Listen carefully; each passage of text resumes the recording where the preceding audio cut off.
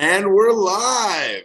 Welcome to Startup TNT Week 15 here in Saskatchewan. It's Top 20 Pitch Night. We've got 20 Saskatchewan startups raring to go, a pool of investors, excited to see them, and the whole community coming together to support this awesome process. In some ways, it's a big night, but in others, it's just a regular Thursday around here at Startup TNT. I'm Jesse Wiebe. I'm the lead ambassador for Saskatchewan and a startup evangelist. Can you believe that Startup TNT has been doing this for 125 weeks, right? Our philosophy is have fun, make friends, build companies. We've been doing it in Edmonton for 125 weeks now. And now in Saskatchewan, we've been doing it for 15 weeks. And we're delighted to report that we're actually in 4 prairie cities tonight: Edmonton, Calgary, Regina, and Saskatoon. So what's so special about this investment summit? Well, it's not a business plan competition. It's not a pitch competition. It's real companies and real investors negotiating deals. Investors commit upfront $5,000 each that will go into at least one deal. Many of them are new to angel investing, many of them from traditional backgrounds, and all of them are excited to participate in an opportunity to help the rapidly growing tech community here in Saskatchewan. And in total, Startup TNT has invested $3.9 million into 24 companies, a couple of them here in Saskatchewan, but we hope that there'll be even more soon.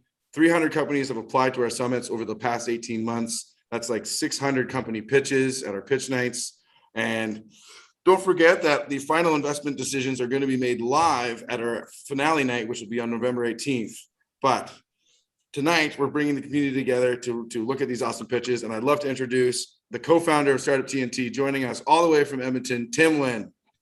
What's going on, Jesse? This is what an awesome intro. Fantastic to see so many of you friendly faces here. Startup TNT, as Jesse alluded to, was started 2.5 years ago in the middle of May on my co-founder's birthday, deciding that he wanted to have a weekly celebration of the startup community in Edmonton. And it somehow transformed into right now a 4-city party, raising a whole bunch of money for a whole bunch of awesome companies and helping to elevate both investors and entrepreneurs and getting the community really tied together and having a bunch of fun. Like I said, our whole goal is to be just the gathering point for the community and really trying to tie in investors into that community so that they know where the awesome deals are, where your friendly faces are, being able to introduce them to you and helping them be confident to be able to write checks and have a bunch of fun doing it. So we're here. We're excited to be in Saskatchewan. And we've been welcomed by a few spectacular folks. Of course, Matt's here. He'll be helping to co-host a bit from Co.Labs. But we've got a couple fantastic sponsors. Jesse's sitting at Innovation Place in Boffins. They're a fantastic partner of ours, helping us out in Saskatoon. We have SREDA that's sponsored us in order to help us get a good footing in Saskatchewan. We got, of course, Jonathan sitting there at Path, really helping things go in Regina. And it's just fantastic to have the community start to come up and have a bunch of fun doing this.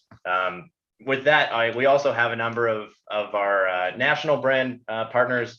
They're in this corner of my screen. So AMFM, a marketing agency, BDC, you're probably all familiar with them. Tommy's here as well. CBRE, if you need some space besides Innovation Place, they're fantastic. And KRP, if you're looking for some relatively affordable, but also fantastic accounting services, they're 10 out of 10. Without them, we can't put this sort of thing on. And I'm super happy that they're around the table with us, supporting us. Speaking of people around the table, Jesse, can we do a bit of acknowledgement on the land on which we sit? Absolutely. Yeah, it's very important, I think, especially for a lot of us. Last week, National Day of Reconciliation, Truth and Reconciliation, and it was something we've been thinking about. So Startup TNT, it all started with a few friends getting together, having drinks and sharing stories. And now every Thursday, in person or online, we gather. Whether we create companies or just discuss ideas, we always have stories to share, stories to hear, and stories to write. Storytelling is an integral part of the TNT brand and its community. Tonight, as we celebrate and support 20 local startups en route to the summit, we also celebrate the anecdotes of founders, creators, entrepreneurs, their believers, and their cheerleaders. Tonight, we honor those elders whose stories this land carries. We acknowledge that this land was a traditional meeting ground, gathering place, and traveling route to the Cree, Métis, Saulteaux, Dakota, Lakota, Stoney, and Nakota. We acknowledge all the many First Nations, Métis, and Inuit who have walked on this land before us. We aim to create a safe space for all Indigenous communities at TNT. Tonight, we honor their mission to gather their community and share stories.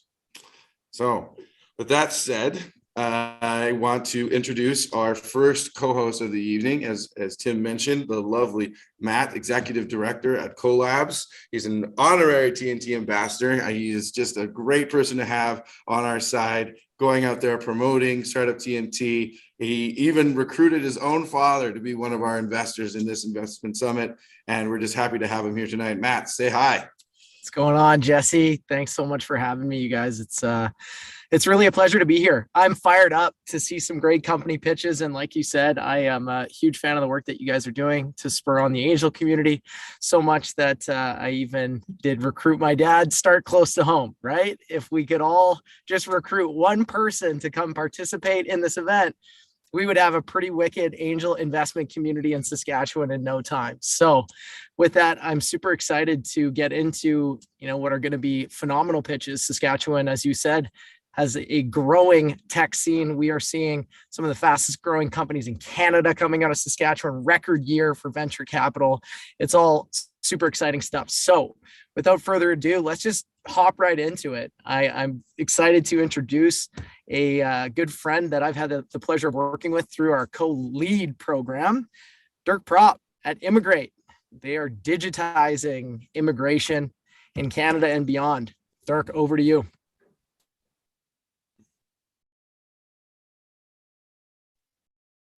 All right. Thanks so much, everyone. And thanks for the great introduction. And thanks to all the sponsors that are making this possible, and TNT for doing this.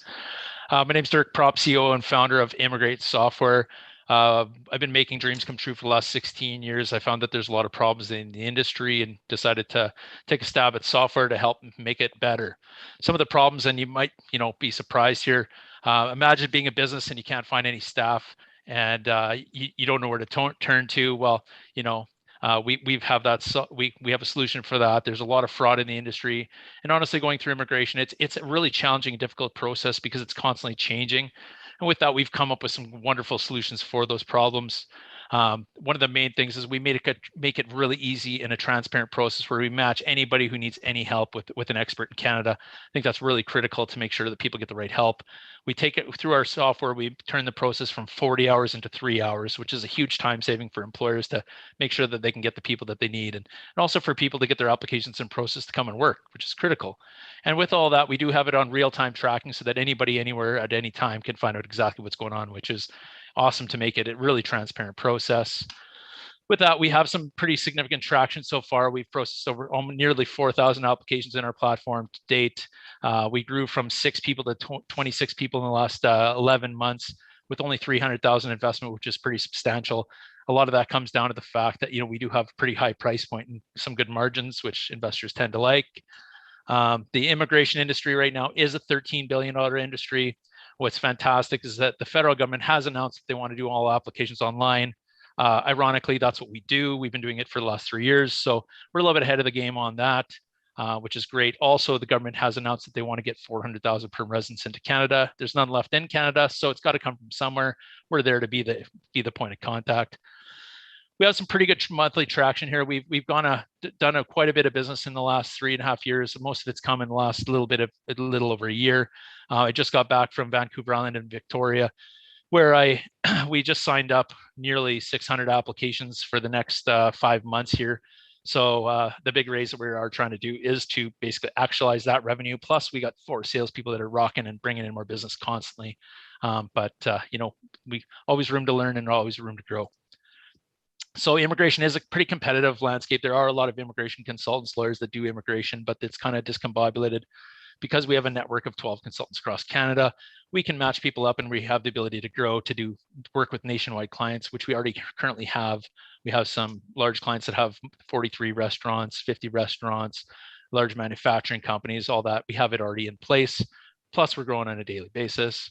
With that, the reason why it's possible is because we do have an amazing team. And I got to admit that I'm very, very lucky and fortunate to have such a great team supporting us. I do have a co-founder in Kelly. And we have amazing news coming up where we have a CTO that's going to be coming up really quickly here, and we'll be announcing it in a couple of weeks because the ink is still going. With that, we are looking to raise a $500,000 to $1 million so we can take over the industry and possibly get into the United States as soon as possible. We're the only ones holding us back because we just need to make more calls and do more business. If anybody has any interest in talking to me further, you can email me direct or give us a call. Thanks so much for your time today. Thanks, Dirk. Great work. Love the pitch. So awesome that you've gotten such a great traction recently. Everybody, feel free to post some questions in the chat for any of the companies as they come through. I'm happy to facilitate those for you. Just a question for myself, like what is the sort of number one thing holding you back right now from taking your company to the next level? We need more people. That's really what it comes down to is we have a lot of business coming in. We need to do more sales. We need some SDRs. We need some BDRs. We need to get some more processing. We're constantly improving our tech. And really what the investment is to just continually grow the team. I'd like to get to 50 people by February. I see that definitely is possible. And it is a definite need with the amount of business and traction that we have coming in already, signed up business. So we really need more people. Awesome. Yeah, people. It's all about people here with the Startup TNT, building those relationships. We're really happy to have you a part of the summit, and thanks for kicking us off, Dirk. If people have more questions for him, feel free to post them in the chat, and we're going to jump on to the next one. Why don't you introduce the next company for us there, Matt? Rock and roll. Okay, great. Next company here is one that we've known at Co.Labs a couple times. They came in one form and are now working through our Co-Link program in their latest form, which is really exciting. So without further ado, AJ, why don't you come up and tell us all about the work you're doing at Thrivr? Awesome. Thanks, Matt. Can everyone hear me? You're good. Awesome. Cool. Okay. Hi, everyone. My name is AJ. I'm the CEO and co-founder of Thrivr. Before I begin, I want to ask everyone a question. So with a raise of hands, how many of you here have tried to book a massage appointment, a chiropractic appointment, or a physiotherapist appointment, and ended up calling multiple clinics or scrolling through Google to find that appointment and ended not finding something when you really needed it? All right. Well, Thrivr is a marketplace for on-demand appointments, currently focused on the massage therapy niche. So the problem, 42% of massage practitioners and clinics don't know how to market themselves. They need more clients, they want more clients, but they don't know how to market themselves. And it's really expensive too. So it's around in North America, the cost of acquiring a new client is around $127. Only 20% of these massage practices and clinics, clinic owners do social media ads, and only 5% of them do pay-per-click. Our solution is Thrivr for users like yourself. It provides the convenience of getting you an appointment when you need it. And we do that by integrating with 95% of scheduling softwares in real time and reducing the cost of acquiring a client to $22. Just quick question there, AJ. Are you trying to share your screen there with us? Because we're not seeing it. Oh, wow. My bad. All right. We'll give you a little extra time. Don't worry. Is that there good? There we go. Awesome. You want me to restart or? Keep going. Just keep going. Okay. So our customers include clinic and solo practitioners who are looking to fill their spot up. We also have massage therapy students who are looking to join the platform now. Each massage therapist student have to do anywhere from 200 to 320 hours of massage services. On the other side, we have our users who are young consumers who are into health and wellness, have a really busy schedule and can't find appointments when they really need it. We also have parents with who have children under the age of 18, and people like yourself who have a really busy schedule who can't find appointments when they want it. Our total addressable market in North America is $20 billion. We're focused on the $12 billion, which focuses on clients being sent to therapist businesses or therapist homes for massages.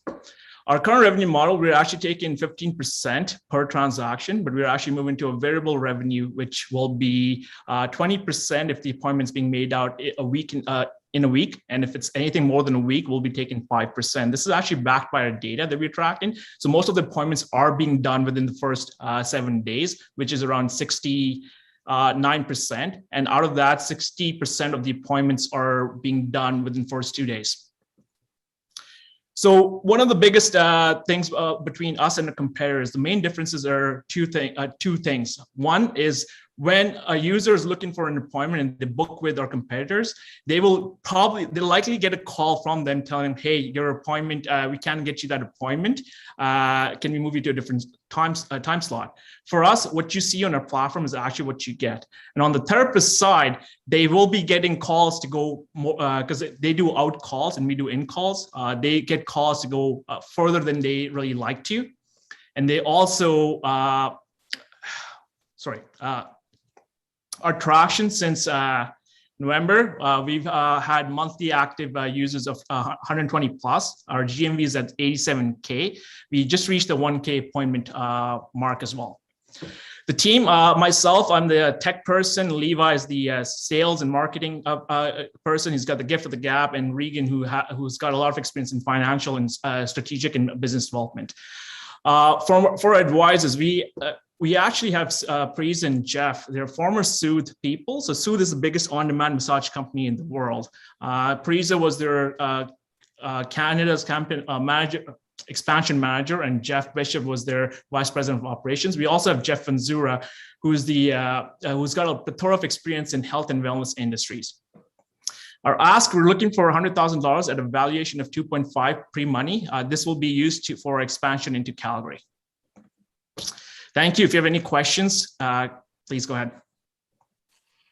Thank you so much, AJ. Great to see it. And glad that we could actually see your presentation. Yeah, sorry about that. I thought I was here. It happens. We all have those technical issues. Just wanted to kind of give you a quick question. We got some coming in from the chat. What cities are you in, and what's been trickiest about expanding? So right now we're only in Saskatoon. We just started back in November 2020. We really wanted to make sure our technology was working good enough. Earlier in the earlier versions, we had a bit of an issue when we were called Insta Walk-in. So we moved into and really improved the tech. So we're trying to move into Calgary now. The biggest issue right now is money. The biggest issue right now is money. Awesome. Well, there's another question in the chat, but we got to move on to our next company. So please jump in there and keep the conversation going. And we'll jump to our next company. Matt, take it away. Good stuff. All right. Thanks, AJ. Yeah. Next up, we've got a company that was born at the University of Saskatchewan and now has taken shape. And we're actually working together through the co-launch program here at Co.Labs. So excited to introduce Matthew and the ValuPal team. Matthew, what are you guys working on? Hey, everybody. My name's Matthew, and I'm here to talk to you about ValuPal. We're looking to make options trading more accessible for retail investors.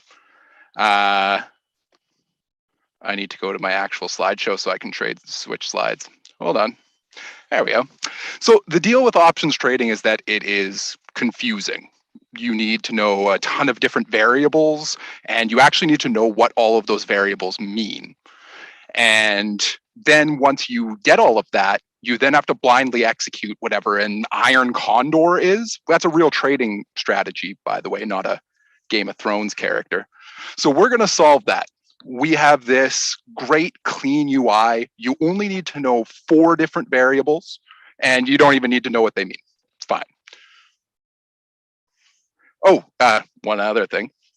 You only need to know 4 variables, and this whole analysis is layered with a lot of informative tooltips and education on walkthrough strategies.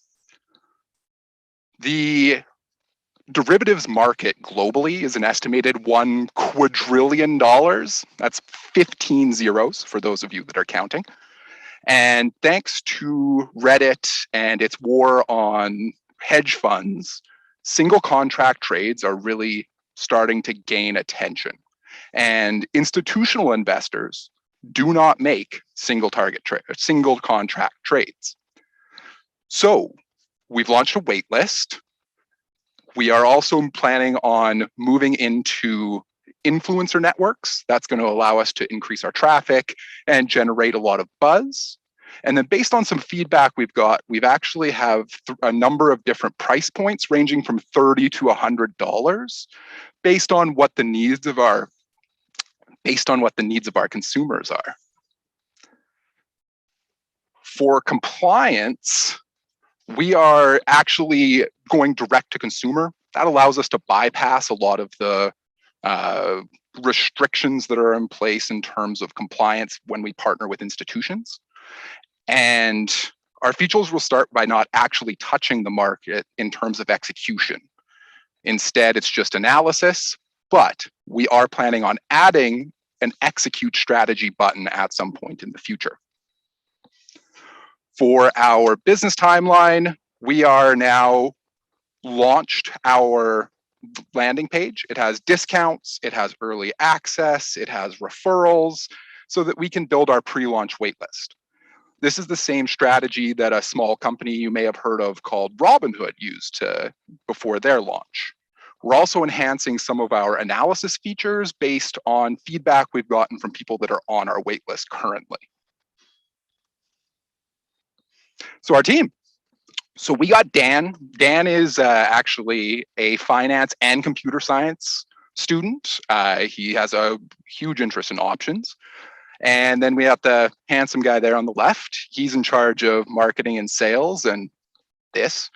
And then our last member is Adam. And Adam is a computer science genius. He has an interest in machine learning and UX UI. He's been fantastic. And that's all I got for you. We are looking to negotiate pre-seed funding at this point. And I look forward to meeting with you all. Thanks for being an attentive audience. Thank you so much, Matt. It's great to have a fellow Mennonite here pitching at this event, especially in the value space. We'll joke there for you guys. How would you describe the typical person that would subscribe to your service? Like, who are you targeting? We actually have a target persona that we've gotten from feedback on our questionnaire. It's a 31-year-old male who makes anywhere between $90,000 and $100,000 a year. There you go. Wow, done your research. Great. And how did you come up with this idea in the first place? So the three of us actually met in school at the end of the last semester. Dan and I were in business courses together, our capstone business plan course, and Adam was in his computer science courses. So afterwards, he'd asked if any of us wanted to work on it, and I said yes, not thinking anything of it. And then a few months later, he messaged me and said, "Hey, we got into co-launch." Awesome. And now here we are. Fantastic. Well, hopefully there'll be some more questions in the chat for you. I know I'm personally pretty interested, as I am not a very sophisticated market investor myself, and got lots to learn. So I'm looking forward to learning more about ValuPal and seeing what you guys got. Matt, why don't we take us on to our next company? All right, we are rolling right along here, keeping right on schedule. So the next company that we have presenting today is Ambitioner AI Solutions, and Samer is going to be walking us through the platform that they are developing to do sewer inspections using image recognition. Samer, walk us through. Okay.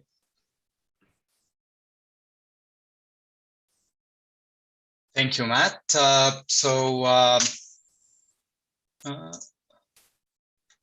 Okay, imagine that you find your bathroom in this state. It will by heaven. This can be avoided by regularly inspecting sewer pipelines in a process where certified technicians watch hours of CCTV inspection videos to find defects in pipelines. Unfortunately, though, municipalities are always behind their inspection targets because watching these videos is slow, costly, and allows for many defects to go undetected. That is why our team that has more than 30 years of experience in developing technology applications developed Sewer Inspector. So Sewer Inspector is an artificial intelligence system that does not disrupt existing inspection processes, neither does it require specialized training beyond how to use the software. It dissects inspection videos selected to find pipe defects and generates annotated videos and defect reports. So it finds more defects much faster and 70% cheaper. You can think of it as we are helping one person to do the job of 4 while achieving better results. Sewer Inspector has a target addressable market of all municipalities and sewer contractors who are involved in sewer maintenance. That makes an annual market of about $4 billion globally and $300 million in North America. In Saskatchewan, the market is small, but it is very useful for testing and training. In fact, we launched a pilot project with the city of Saskatoon to test Sewer Inspector, and we are negotiating a similar contract with 2 other private contractors. Sewer Inspector will generate revenue by licensing the software. Initially, we are looking at charging a flat monthly fee and later move into charging per usage to give the customers more options. Accordingly, we project to have a monthly recurring revenue of $25,000 by the end of 2022 and about $1 million by 2025. So I think this is where we deviate a little bit from the rest. We believe that we will be ready for investment fund in 6 to 8 months from now. In the meantime, we will appreciate any introductions to connections and grants that will help us expedite our growth. Thank you very much for listening. Thank you so much, Samir. That's a great pitch there for Ambitioner AI. We have a question from the chat. We want to learn a little bit more about that pilot project you just talked about. How has it been going? What have you learned so far? When did it start? So we started like a few weeks ago, and so far the numbers that I have are more from that project. We were able to, using the system, to reduce the time for detecting, for reviewing these videos by about 70%, and also achieve higher detection rate compared to what they have currently. And we are also expanding to train the system on 360 videos instead of just the one directional video that we have now. So yeah.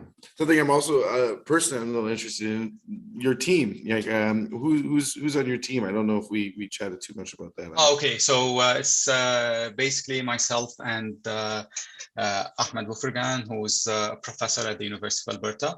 So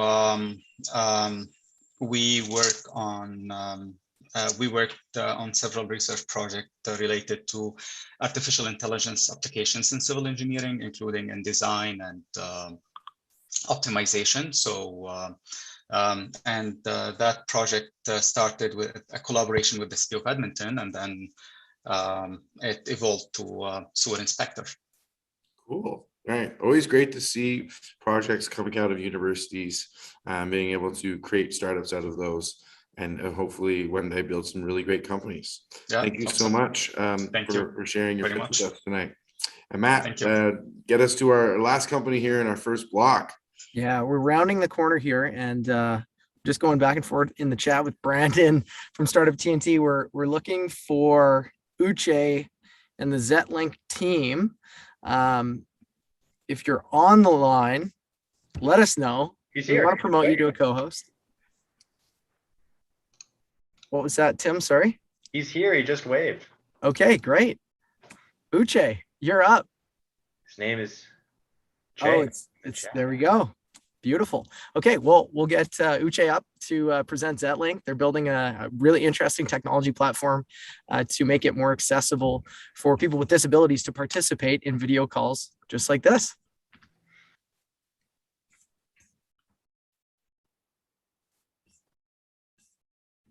Might have a little fun here while we wait, a little elevator music or something.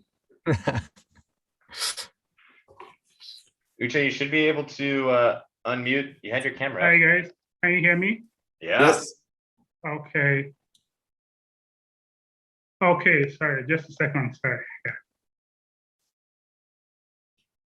Okay. My name is Uche. Sorry, can you see my screen? Nope. Oh, We also can't see you if you want to turn on your camera.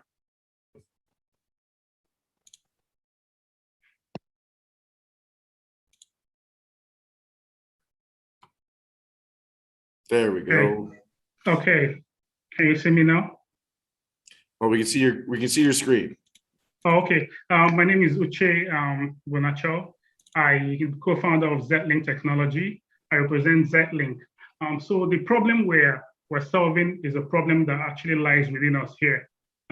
Just imagine that there's somebody who is deaf who wants to partake in this event of changing the world. How are they going to be part of this Zoom call? You know, or somebody from Quebec who doesn't speak English, who understands only French, but wants to be part of this event of changing the world. How are they going to communicate with us? Before I go over to our solution, I just want to make it clear that there are 466 million people in the world with hearing loss, you know, and about 70 million people that are totally deaf. And there are about 75% of people that partake in video communication calls don't speak the same language. And by 2050, 5% of the world's population will be, there will be, by 2050, it's estimated that 1 out of 10 people in the world's population will have hearing loss. So where is interesting is that Xetlink has created a solution for this problem. We have created a system where deaf people can fully and functionally participate in video conference calls. And we have also created a system where somebody who doesn't speak, people who speak different languages can communicate freely in video conference calls. Like you can speak French and somebody can understand in English, while somebody who speaks English can understand in French. We've used AI solution. We've used artificial intelligence to convert audio files to speech to sign language. So when a deaf person is in a video call and you're speaking, every speech that is spoken in the meeting will be translated live in sign language and speech-to-speech, live speech-to-speech language translation as well. So this is it, real-time speech-to-speech language translation in video calls and real-time speech-to-sign language translation in video calls. Before I go ahead, I just want to show you and give you an idea of what this means. For example, this is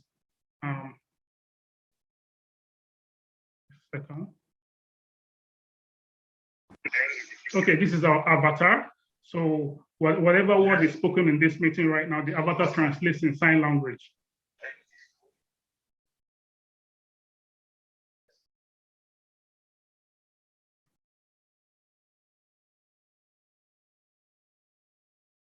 Sorry, is there something we're supposed to be seeing here? Because we're not seeing it. Okay. Can you see my screen now? Yeah, no, all we're seeing is the presentation. Okay. Unfortunately. Okay, yeah, okay. So I'm gonna come back to that, but let me finish the page. I was only showing you a demonstration of how it works, you know, how our avatar translates every word that's spoken in the meeting into sign language. Like I said earlier, we're building an inclusive platform for people with hearing loss in video conference calls. Now, it's not just, you know, people who are deaf. This is a solution whereby a deaf person can actually communicate with normal people, and normal people can communicate with deaf people, and the language side of it as well. Now, this is a huge market size. Like I said earlier, 466 million people living with hearing loss. It gives us great opportunity and a great potential to have a huge share of that market. Then the video conference market right now boasts about $9.2 billion in 2021 and is expected to grow to $22.5 billion by 2026. Our 2-year action plan, from the first quarter of next year, we intend to have like significant marketing and collaboration with, you know, targeted groups like, you know, relationship with World Federation of the Deaf. Then by second quarter of 2022, we intend to start growing our users, you know, from 5,000 users, which we intend to convert to about 2,500 customers. Then phase 3 will keep growing we expect to grow from 10,000 users and 5,000 customers as well. Uche, I'm going to have to cut you off here. I'm sorry. We only do it 3-minute pitches for each company, but there looks to be a bunch of questions in the chat, and you could feel free to talk more about your business in the chat there. We would love to learn more about what Xetlink is doing, and we appreciate you taking the time to come and pitch to us today. Thank you. All right. Matt, appreciate you participating with us today and being my co-host here on this first block of pitches. Thanks so much. All right. Thanks so much for having me, and good luck to all the companies that are going to be pitching, and to the Startup TNT team for the rest of the night. Thanks so much. Cheers. Awesome. Tim, how you doing? Good, man. How are you? I'm doing awesome. I just saw a bunch of really amazing pitches from Saskatchewan companies. Investors are going to have, this is going to be a hard decision. I mean, we're not even. I think so. And we're only 5 in, right? We still got another 15 to go. All right. We actually had a company earlier in the year where we did an investment summit with Valhalla. And does anybody know which company won that Startup TNT Investment Summit? Put the answers in the chat. I think we probably got a few folks here that should know which one won. Yes, Memory Keeper or Memory KPR was the winner. And that comes from Kevin Bergeron, who is the husband of our next co-host, Kenzie Bergeron, who is an ambassador and angel investor with us here at Startup TNT, working in the insurance industry for a number of years, has a startup of her very own that we hope to see pitch one day. And she's going to be taking it away with Tommy from BDC, who helps companies prepare by raising both through debt and equity. Tommy, why don't you tell us a little bit about BDC, and you and Kenzie can take it from here. You bet. Can you hear me, Jesse? Oh yeah, we can hear you very well. Perfect. Well, thanks again for having me, Tim and Jesse. Excited to be here, and good afternoon, everyone. As mentioned, my name is Tommy Norgaard. I'm a senior account manager with the Business Development Bank of Canada, also known as the BDC, right here in Saskatoon for the past 11 years. BDC is a federal crown corporation dedicated exclusively to grow and support Canadian businesses. We serve close to over 62,000 entrepreneurs across the country nationwide, with 3,500 and growing our businesses in the tech sector. One of the key areas of focus for me is helping tech entrepreneurs grow and scale their businesses by providing non-dilutive growth capital, resources, and advisory services. With that being said, on behalf of BDC, I'm honored to get the opportunity to introduce the next company on stage. So can we bring forth Barry from GroceryXpress? Barry, I'll hand the floor over to you.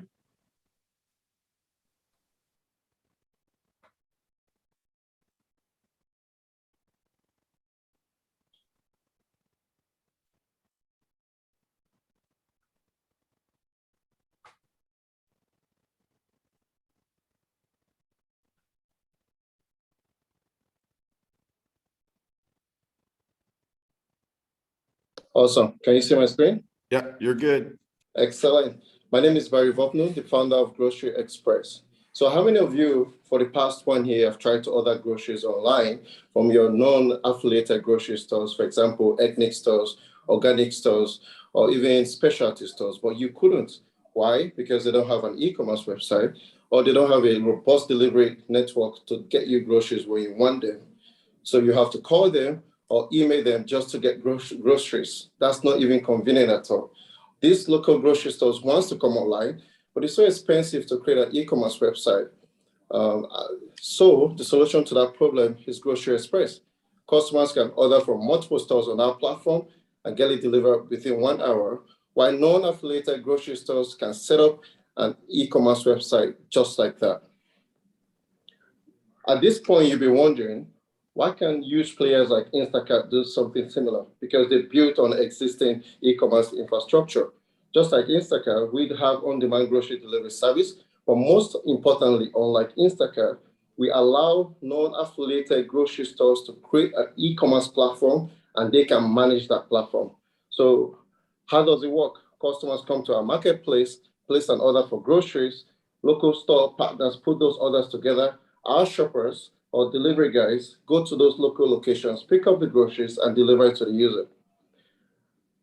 There are about 7,000 unaffiliated grocery stores here in Canada. So I see lots of partnership opportunity right there. And the sales for e-groceries is about to grow to about 2.1 billion by the year 2023. We make money from delivery charges, commission from vendor partners, service charges, and membership subscription. So we tested this idea in Regina, May, we launched this year. And so far we have about 222 registered users, weekly transactions about 350 every other week, and about 10 available stores on our platform as today. The team has combined 10 years experience in marketing, full stack development, and software development. Roadmap is that by the ending of this month, our mobile software will be ready to go, activate delivery service here in Saskatoon next month. By December, the fully vendor dashboard and the shopper app should be ready, and expansion into Alberta and Ontario by January, February next year. We're asking for 150,000. This money will be used to perfect our products, cash flow for grocery fulfillment, onboard as many non-affiliated grocery stores on our platform as possible, and some chunk going to marketing and advertising. So please invest in us today. Let's change how local grocery stores does business, and we make money while doing it. Thank you. Thanks, Barry. Great pitch. I'm an ideal customer. I used Instacart this morning, so I love this idea. There's a question in the chat, but I would like to ask, how do you manage the service fees when you've got somebody like me who wants multiple orders? I know when I see the service fees on Instacart, they really become expensive. So if I have a driver going to multiple locations, what does that fee look like, and how are those managed? So we have thresholds. Excellent question, by the way. Service fees are crazy. So we have thresholds. If you order less than $50, that's a free delivery for you. If you order from 2 or 3 multiple stores, you pay extra charges of about $3 to go to those extra stores so that we can pay those shoppers that are picking up groceries on our platform. We are partnering with this local store so that we don't mark up prices for any non-affiliated grocery partner on our platform. So whatever you buy on our website should be able to have the same price in the local store if you walked in or not. Awesome. Okay. Another question, since we have time, how do you plan on signing up local stores at scale? So every city that you go to in Canada, there's some sort of a non-affiliated independent local grocers. We started talking, we tried in Regina. We know exactly what problem they do have, which is e-commerce, which is product photography, which is inventory management, product out of stock. So with the platforms that we have so far, we have about 4 local indigenous stores in Regina on our platform, Indian store, African store. We give them our offers, and when they're ready to come on board, we onboard the first 1,000 most popular products in their business onto our platform, and the system they can manage by themselves. So we onboard the platform to them, and they take the pictures continuously and keep onboarding from there. Awesome, Barry. Thank you so much. That was GroceryXpress, and Tommy, back to you. Thanks, Kenzie. All right, looks like we have to just juggle the order a little bit here as we're waiting for a company to join us. So in essence of time, we're gonna move to the next in line, which will be Tanner from the company called HomeTeam Live. So Tanner, I'll leave the floor to you. Awesome.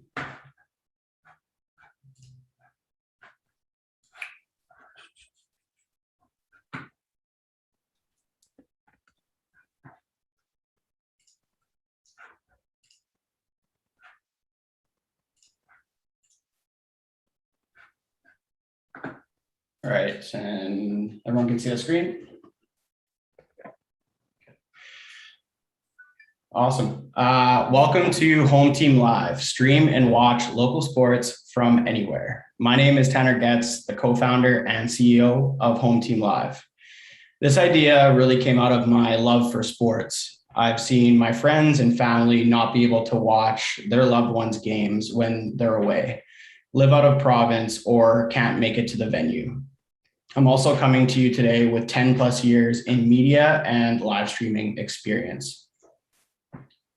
The problem is usually if you've watched a live stream for an amateur sports, event, it looks something similar to the image on the right, or there's nothing available at all. The camera operators are usually the injured players who are too busy texting their girlfriends to follow the puck. Our solution is beautiful unmanned cameras that track the play seamlessly. And with our software, you'll be able to rewatch your kids score their first goal. We're also sports agnostic, and we look at live streaming all sports: volleyball, football, basketball, soccer, even fighting, and even gymnastics. There's a lot of people that play sports in the world and a lot of people that watch sports in the world. So our market is very large across the world.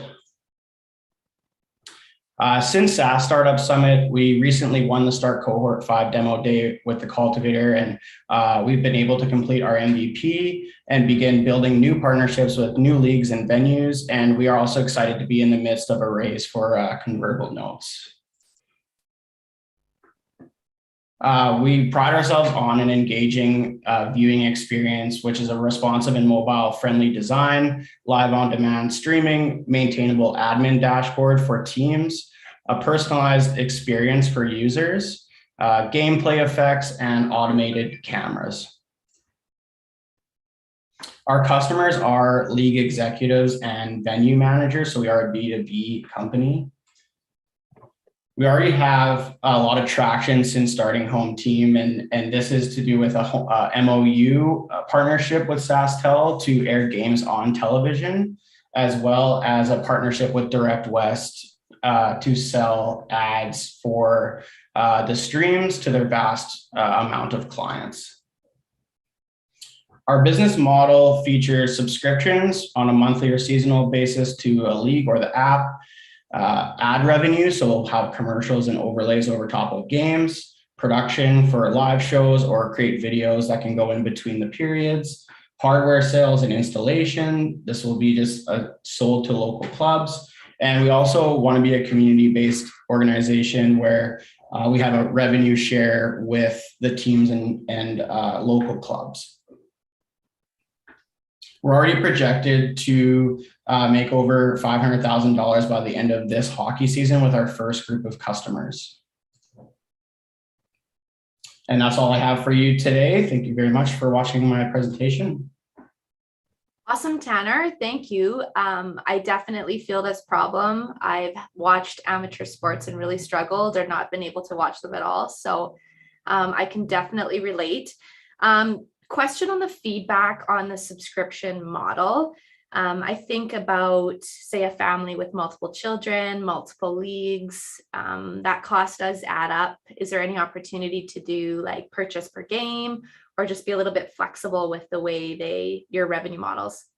Yeah, that's definitely something we've heard from feedback in a lot of discovery. We will look at a way to either subscribe to the full app or subscribe to like have a package if it is more of a local.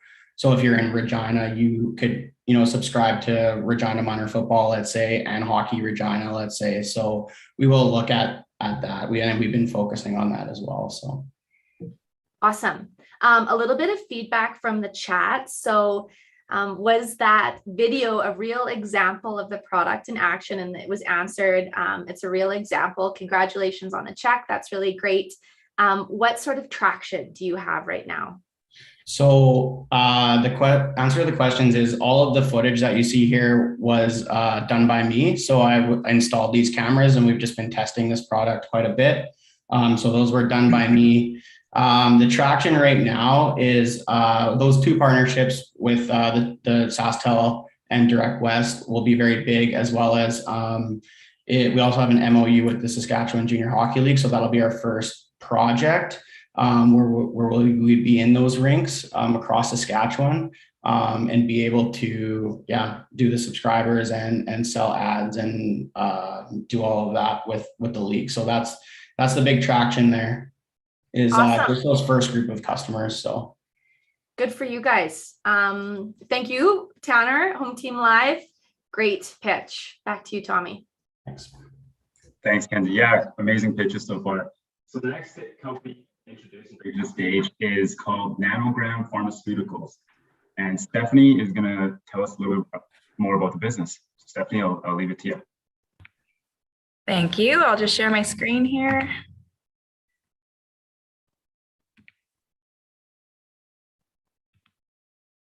Can you see it? You bet.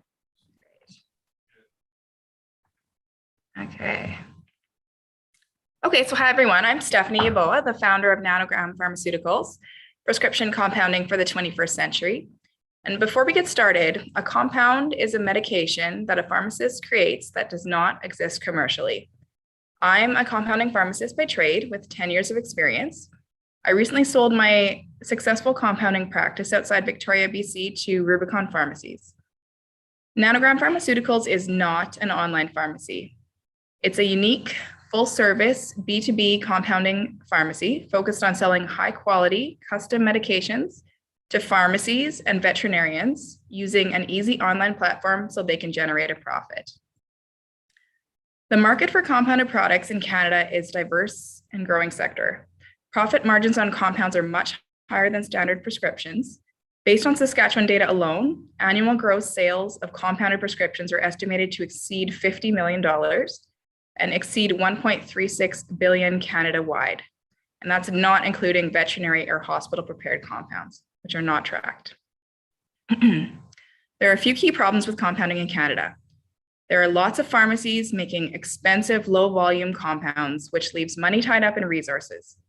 When a prescription for a compound comes into a regular pharmacy, it's a huge workflow disruption, and ordering that product is time-consuming and difficult. Second, compounding equipment and highly trained staff are expensive. Additional cost-prohibitive regulations are coming to the industry in 2022, and most pharmacies won't be able to justify the cost to retrofit. Lastly, there's a lack of standardization. A patient can take their compounded prescription to 2 different pharmacies and receive very different products. The solution is clients receive high-quality standardized products without the overhead. A secure online platform and vast database providing everything the recipient business needs to confidently dispense a product, and fast delivery across Canada, including to remote communities. Key points on how this business model differs from a standard compounding pharmacy are efficiency, reduced cost per unit due to economies of scale, a secure online platform, and exclusive formulas with the aim of patent protection. The goal is to have a Nanogram pharmacy in every province within the next 5 years. There are pharmacies right now that offer B2B compounding across Canada. However, the process is expensive, difficult, time-consuming, and products are not standardized. The ask is $150,000 to build on an existing B2B platform to provide easy ordering access. This will set Nanogram ahead of the curve in pharmaceutical compounding. Thank you for your time, and I'm looking forward to answering some questions. Thanks, Stephanie. I appreciate the context and explaining the business. Question on the exit. I know you just had a successful exit with your business prior to, so what does that look like for you down the road on this business? Yeah, so my last business was a great tool for me to realize some gaps in the industry, and there are many. So it was a good experience, and I've gained some support from some specialists and helped me develop some formulas that now are gaining traction in BC and across Canada. Awesome. Question from the chat. Okay. So what's the usual turnaround time for a compound when you drop off a script versus by having the pharmacy purchase it from Nanogram? Okay, so if a patient were to drop off a prescription at a regular pharmacy that doesn't compound, you're probably looking at 4 to 5 days. If you drop it off at a compounding pharmacy, you're looking at 2 to 3 days. At Nanogram, hopefully we could turn it around within 1 day, send it out in the mail, and the pharmacy could receive it still within 3 business days. Awesome. In the essence of time, I have the opportunity to ask another question. So I'm curious on the remote locations. Would your idea be integrating a delivery system or creating that channel yourself? What would that look like for those remote locations? Right. So it would build on existing couriers that are already in existence. For example, Canada Post, FedEx, and local couriers. So not creating a new delivery system, just building and working with existing systems. Awesome. Okay, Stephanie, thank you so much. Nanogram Pharmaceuticals. Back to you, Tommy. Thanks again, Kenzie. So for the last company in my block here, we're going to introduce a company called Board Checkup. And Yvonne is going to tell us a little bit more about the business and look forward to hearing more about it. So Yvonne, I'll pass it to you as well. Wonderful. Thank you very much. I'm Yvonne Kafik, and I'm founder and president of Board Checkup, a company that provides performance assessment services for boards of directors. I'm also a social scientist, and for most of my career have studied a growing problem, increasing number of corporate governance failures in both the not-for-profit and for-profit sectors. The failure of these corporations has enormous costs in trillions of dollars in lost corporate value, trillions of dollars in lost investment dollars, billions in lost philanthropy, and public interest and accountability concerns amongst regulators. In studying these failures, more often than not, the boards that were involved in them were unaware that there was a problem. Either they were unaware of the governance issues facing the corporation, and you can see a number here, or they were challenged within the governance process itself. I liken the business of our company to Apple. While Apple makes products people didn't know they wanted, we created a software intervention to help boards resolve problems they may not know they have. This intervention has significant traction. It's been used by thousands of individuals, hundreds of boards in corporations, primarily not-for-profit, in over 80 countries. Upon follow-up assessment, our research shows not only do the boards improve those issues and challenges I just discussed, but the individuals who serve on them and the organizations improve their performance as well. But don't take my word for it. Let's hear from Niv Hill, the board chair of EIL Ireland.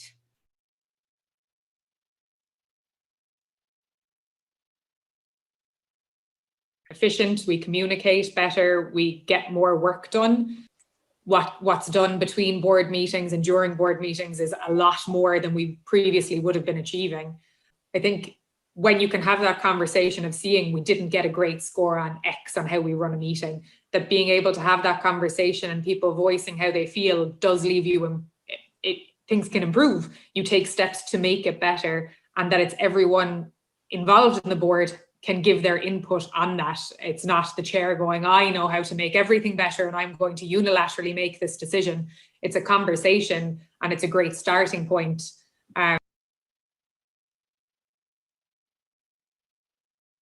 We turned this software intervention into a software as a service business in February of 2021.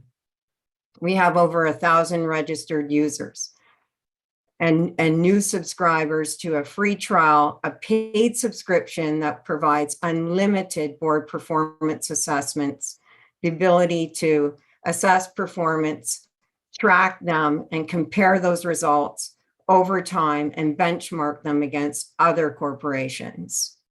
We plan to add additional services to extend our performance assessments to director performance, CEO performance, governance issue, legal risk assessments, and other kinds of services, where Board Checkup really becomes a one-stop shopping and a gateway for board performance.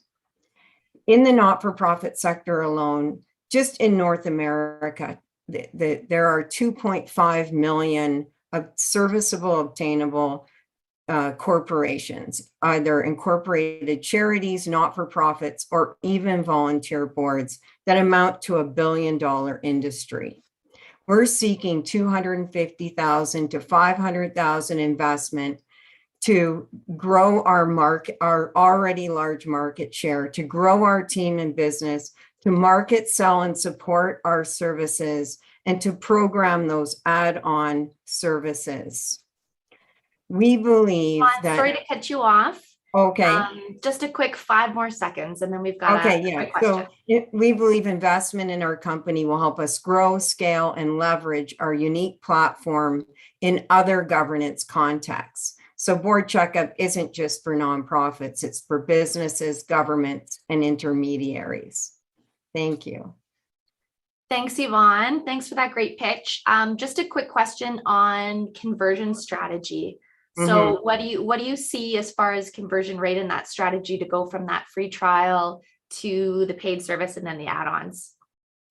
Right. So we're using a number of email strategies and social media marketing strategies, direct communication with our registered users.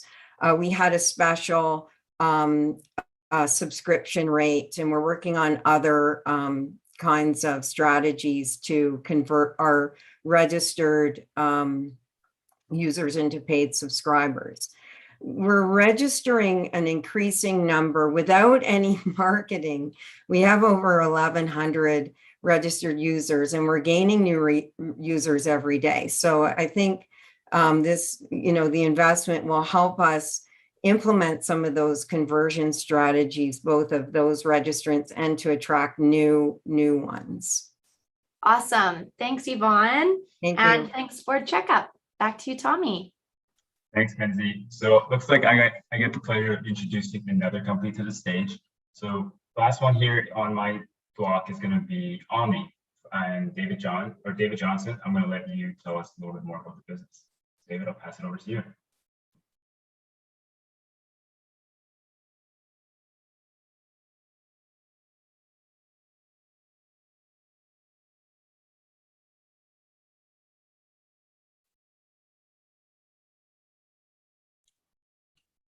We can see you, but we can't hear you. Sorry, guys. I just realized I was bumped to the earlier time slot. I was not looking at the spreadsheet. That's okay. I'm ready to go. Okay, so you can see my screen? You bet. Okay. If you've ever survived a home improvement project, you'd probably agree that it's kind of like climbing steep and nasty stairs that seem to never end. It's a total slog. And with limited industry knowledge, most homeowners are climbing these stairs with impaired vision.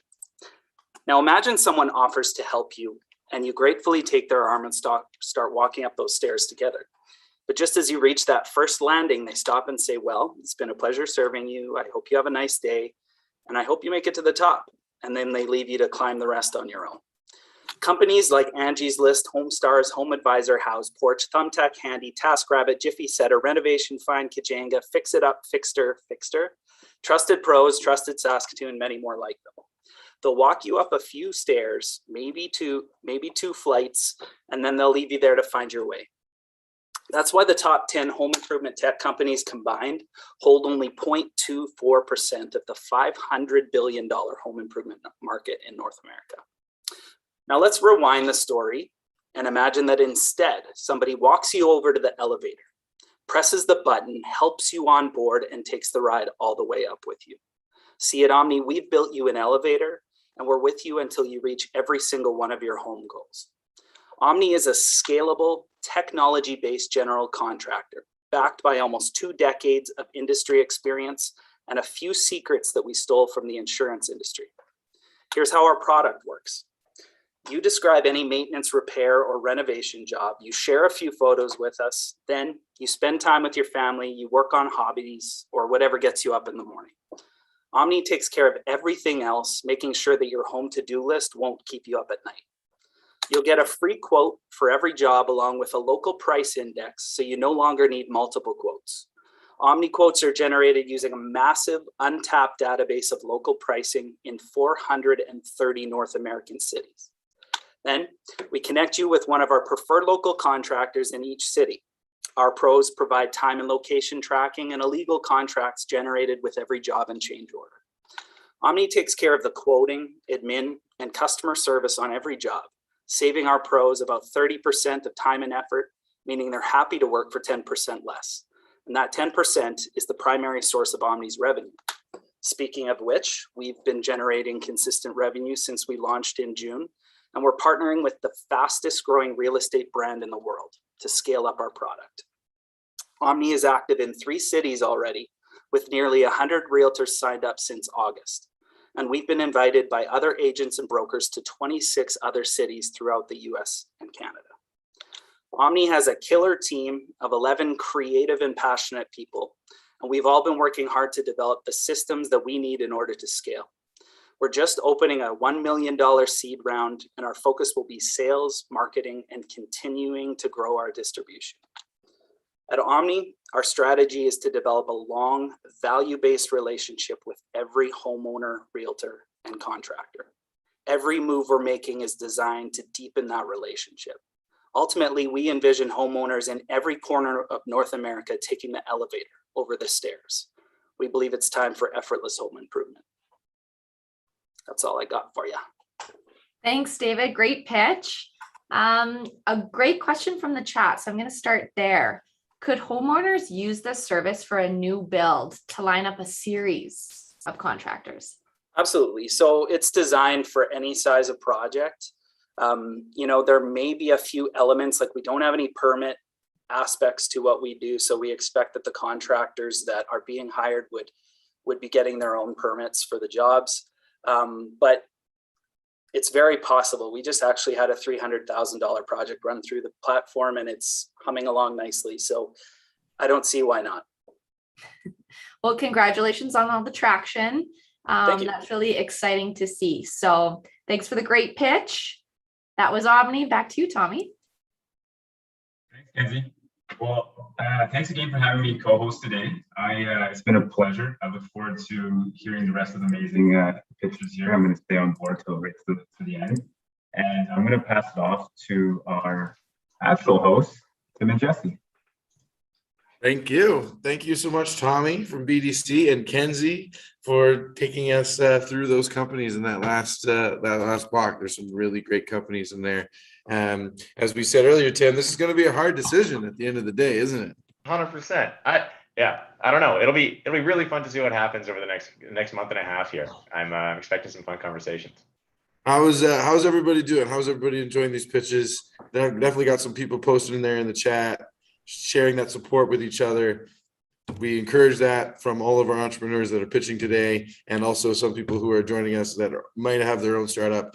Maybe this will be you one day. So it's all about supporting each other here at Startup TNT. And I wanted to talk a little bit about that. And what we're doing here is we're a not-for-profit organization, and we're entirely supported through our community partners, through our sponsorships like BDC, like SREDA, who is going to be coming up right soon here on our next block, Innovation Place, one of the key partners here. But we also have folks in the community who just enjoy it and want to give a little bit, right? Maybe throw some money down on the bar tab.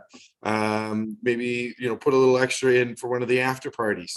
And it takes a lot of resources to host all of these pitches every year. And we're happy to have these people join our community. And we've got a few that have been throwing some money in over the last few days.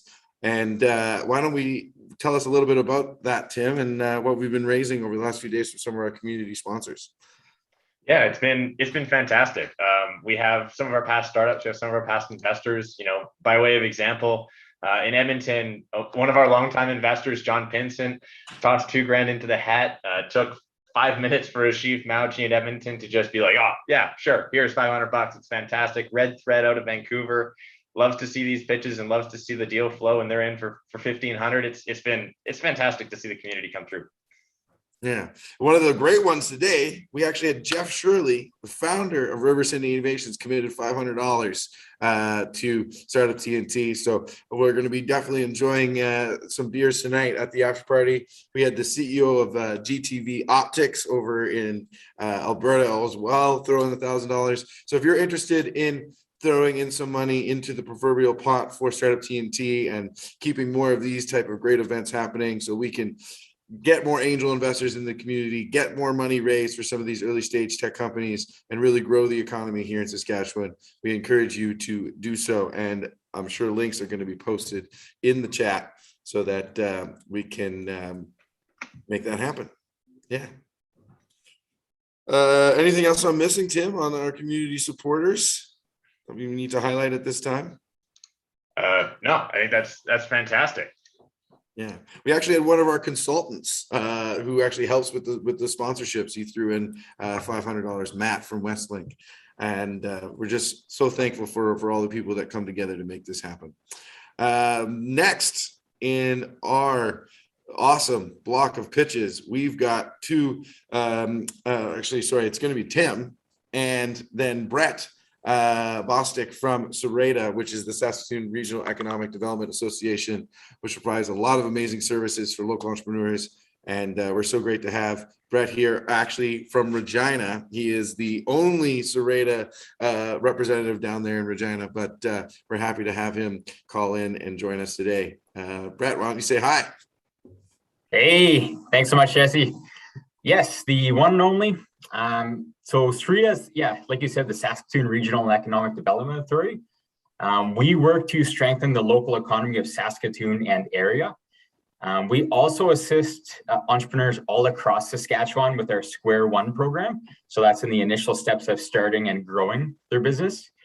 Finally, we develop Indigenous economic reconciliation strategies. We support the rebound and growth of all businesses, and we coordinate effective collaboration to encourage growth across the Saskatoon region. Awesome pitches so far. I'm super excited. I'm curious to see who the winner is going to be because there's some competition here. Yeah, definitely. Tim, why don't you guys take it away from here and introduce our next block of companies that are going to be vying for the finale night on November 18th.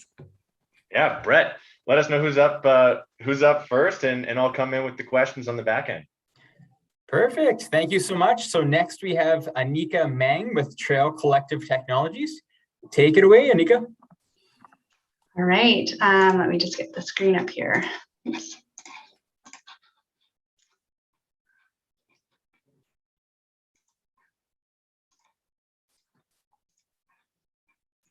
Okay. All right, can you guys see my screen? Good. All right. I'm Anika Mang, and I'm the founder of TrailCollectiv, an app that helps you create your best family experience. So we wanted to acknowledge that all the hikes and nearby attractions located on TrailCollectiv are located on traditional Indigenous lands. Before I get started, I wanted you to meet our team. So I'm Anika Mang. I'm based in Regina, Saskatchewan, and Jess Brote, my co-founder, she's based out of Vancouver, BC. We have worked in the family travel space for the last 5 years. We have a combined total social media following of over 102,000 social media followers within this space. And we have experience building up websites that have reached upwards of 300,000 unique monthly visitors.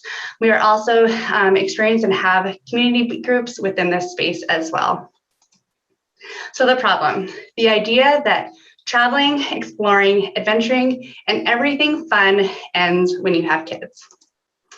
Well, at TrailCollectiv, we don't believe this, which is why we are creating an app to help families plan their best family experience. So TrailCollectiv gives families the information they need to plan their family's experience, while also being able to use it offline so that they can get access to it wherever they are. So our milestones to date. So in March 2021, I found a way to create a simple test site. We launched a campaign in April and we got 753 subscribers in 2 days. We launched the test site and had our first paying customers in mid-May. By July, we had 430 hikes added to the system. In August, we hit 11,000 page. In August, we hit 11,000 page views and 3,000 social media followers. We also started to get in some user donations as well. We're now working on our MVP and we're raising to fund our MVP, and we've been working hard to establish relationships with industry leaders. So TrailCollectiv is a two-sided B2B and B2C SaaS marketplace. To start, we will work on our B2B sales while improving our user base and our TrailCollectiv features.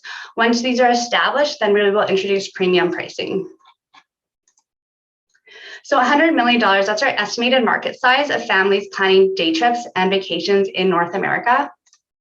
There is competition in the space, but they do not provide quality family information and they don't have any nearby attractions. They also miss out on the X factor when it comes to encouraging families to get outside and really miss the mark on marketing. It actually even excludes families a lot of times completely. So there has been capital injected in this space, which gives the opportunity for TrailCollectiv to either receive funding or to exit in the future. So I'll leave you with one thing: traveling, exploring, adventuring, and everything fun does not end when you have kids. We're also raising $250,000, and it'll be a convertible note as well. So I just want to put that out there. And yeah, thank you. This is fantastic. I'm a single dude, so I didn't really think that this was a problem. What a world. And to that point, like, is it, do you make a hierarchy based on like age of kid and number of people in the family and like ease, or like how does this really make it special for these types of families? Yeah, so that's the plan. Like, so we launched like a very basic test site that actually helped us to check out, what kind of people would want it. And our assumption was that it would be young children, like kids under like 1 and 2. But we actually found that a lot of families with older kids were really interested as well, and actually more so. So there would be like a tier kind of, whether you could find mostly by our difficulty rating system, which is a little bit different than some other traditional ones out there, but also, you'd be able to find your stroller friendly hike, all-terrain stroller friendly, because that's different. That gets you onto other trails.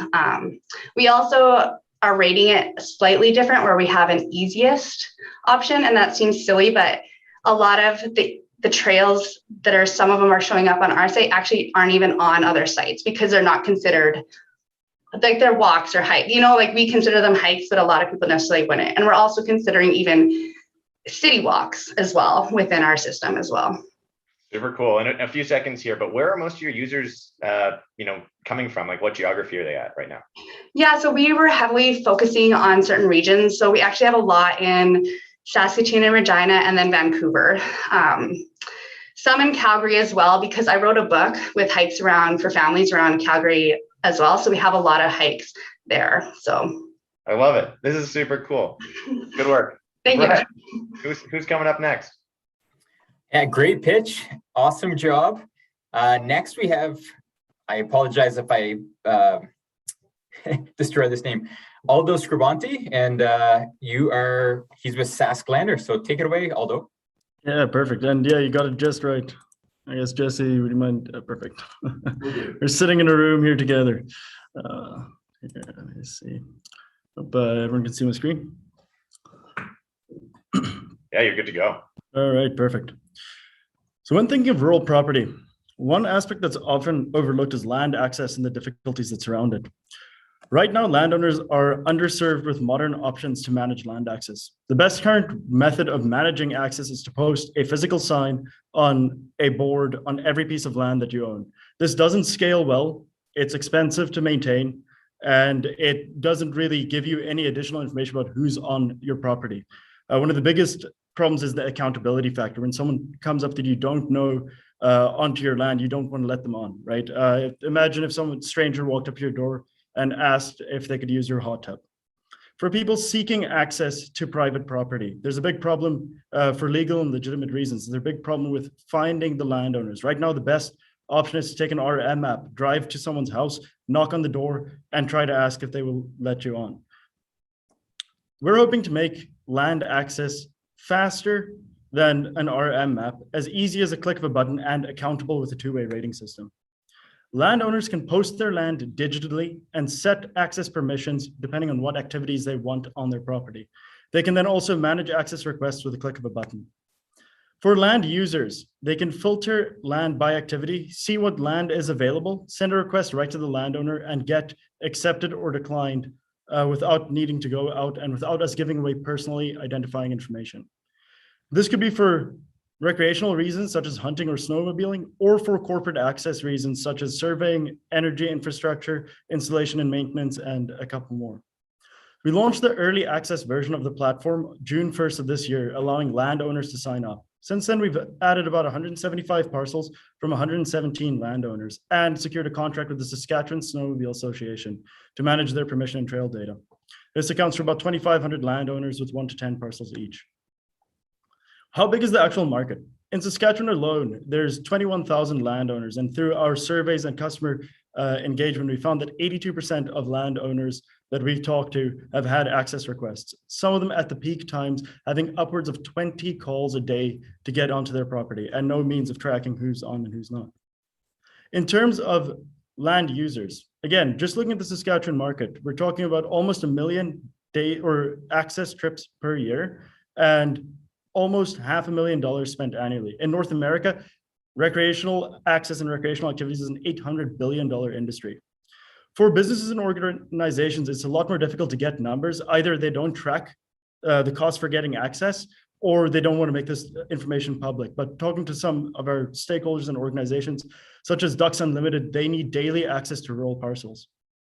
Right now, the platform is free for landowners to post their land and manage access, with premium management tools coming down the line. We also offer a subscription for recreational services and direct sales to organizations.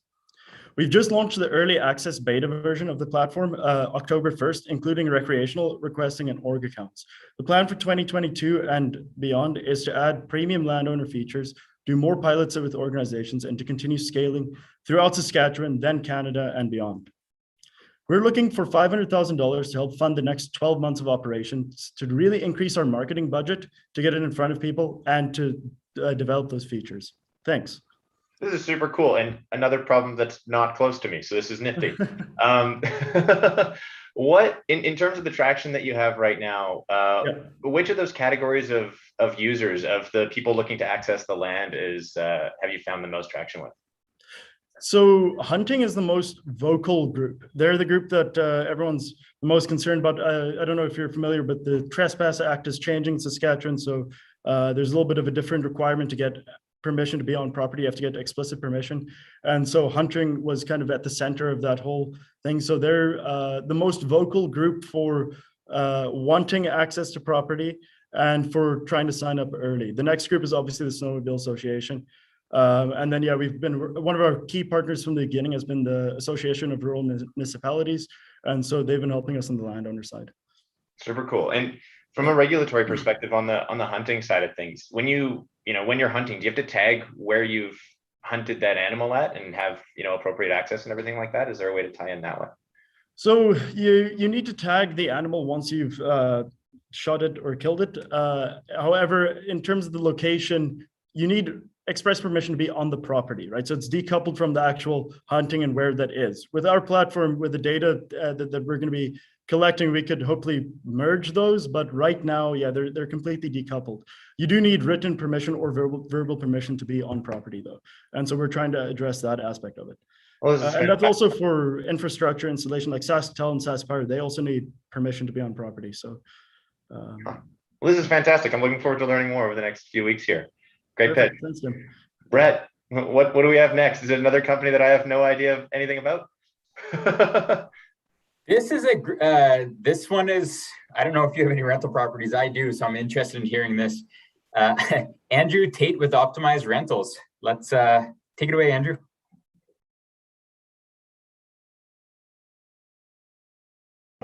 Just got to share my screen. Make sure I'm doing this right.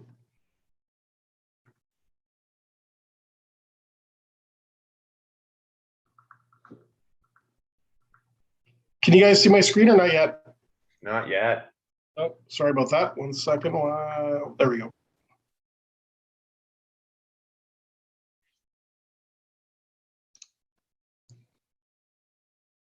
Oh, it's coming.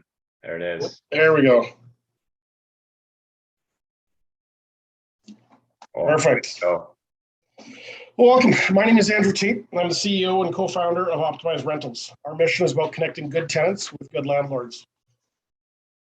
So the problem that we're looking to solve is that managing rentals is complex. Screening tenants is mostly done on gut instinct or based only on credit scores. And if you get it wrong, the landlord has a ton of financial risk, as I've personally experienced, from missed payments to damaged property, and all with the stress and headaches that go along with it. So since becoming a landlord in 2011, bad tenants have cost me personally over $24,000. And so the problem is definitely worth solving. On the tenant side of things, they don't have it easy either, as their slumlords do exist and they can make their lives difficult. Tenants have also described the search process as being stressful, time-consuming, and filled with uncertainty, doubt, and disappointment. You finally find a good place and then it gets taken by somebody else. Currently, there is no easy way for good tenants to stand out. Now, what is the size of this market? Now, if you do the math, the average number of suites per landlord is somewhere between 2 and 4 suites, depending on the market area. Now, once you think about how at the top end of the market, there are many large real estate firms with thousands of rentals, that only means there's a greater number of landlords with only a couple of rental suites. Most products in the industry to help manage properties are geared towards large investors or property management companies. There are very few products targeted at small landlords like myself that have 6 floors. This means there's a large untapped market at even the most modest subscription amounts. You can see that there's vast market potential. Now, our market research has shown us 3 customer profiles that we're focusing on. New and excited landlords, fresh out of what I call property investment training, looking for tools to help minimize their risk. Also, more experienced landlords who want to do better and to make their lives easier. It's the category I fall into. And then lastly, they're the proactive tenants who want to ensure their good behavior stands out and are also willing to pay to ensure that they have a lower likelihood of ending up in the market. So we're first solving these problems with a series of management tools, with both landlords and tenants use. The tools in and of themselves help to improve rental relationships by opening up communication and providing a framework by which to operate. The data from the use of these tools builds a rating for the landlord and tenant so that their good behaviors are recognized. These tools include the tenant application, move in and move out condition reports, rent receipt systems, maintenance requests. So the data is tracking, for example, a maintenance request. Landlord looks at it, gets it resolved, either calling a contractor or fixing himself. The tenant rates how well that was repaired and how quickly it was done. And we're also keeping track of that in the system in terms of when these things get closed out. So the rating is fundamental in capturing objectively the traits that make for good tenants and good landlords. Additionally, we attract tenants and landlords to the site by connecting them by having rental listings. This isn't really a product, it's more of the hook to get them onto the platform. And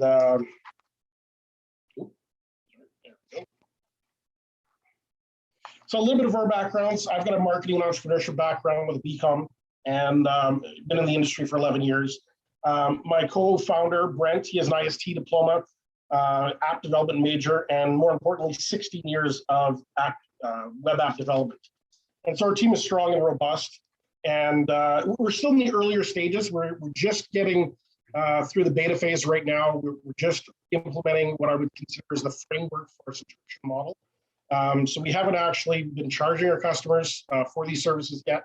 Right now, we've got tenant applications built out, the move in and move out condition report system. I think by next week's sprint cycle, we've got rent receipts that'll be built into that. So we're still in the early stages, and obviously the rental listings, that's live. And I think we've got 908 listings on our site right now, 108 tenants that have registered and 57 landlords. So that's awesome. We're still dabbling in the beta phase at this point. And are you operating right now just in one of the Saskatchewan cities? Like where are you at? So we've got those span actually across Alberta, Saskatchewan, and Manitoba. We're kind of focusing on the prairie market just because my co-founder is in Winnipeg. I'm here in Regina. I've got lots of connections in Alberta. So those are kind of spread across the prairie provinces. But I've already got established relationships with organizations out in Ontario. So the Ontario landlord groups, the Ottawa landlord group, that basically said, once your product's ready, come post to our 5,000 member base, Facebook groups, and feel free to market your product to them. So we've got definitely huge opportunities once the product's finalized and things are buttoned down a little bit more to really turn on. Super cool. And real quick, couple seconds, what if you have an ask for the group, what are you looking for today? So right now we are actually looking for a few more beta users. So if there's any landlords out there that want to dabble in a product like this, we'd love to have you come test it out, play around with the system, give us some feedback. That's really where we're at this stage is we want to make sure the product is robust and meets your needs. So feel free to give me a shout. Fantastic. Good work, Andrew. Thank you. Brett, who do we have next? I found a company that I understood. This is awesome. Yeah, it's great. I hope that there's a solution here, and I hope it's you. So next we have Kenneth McLeod, and he is with VDQ-NRG Systems. So take it away, Kenneth. All right, sounds good. So hi there, I'm Kenneth McLeod from my dog's going crazy. With VDQ-NRG Systems. We're an innovative technology company with a mission of stopping the transport and dumping of waste. So waste is a massive issue in Canada and around the world. 2.5 kilograms of waste is produced by every person in Canada every single day. Landfills are expensive to construct.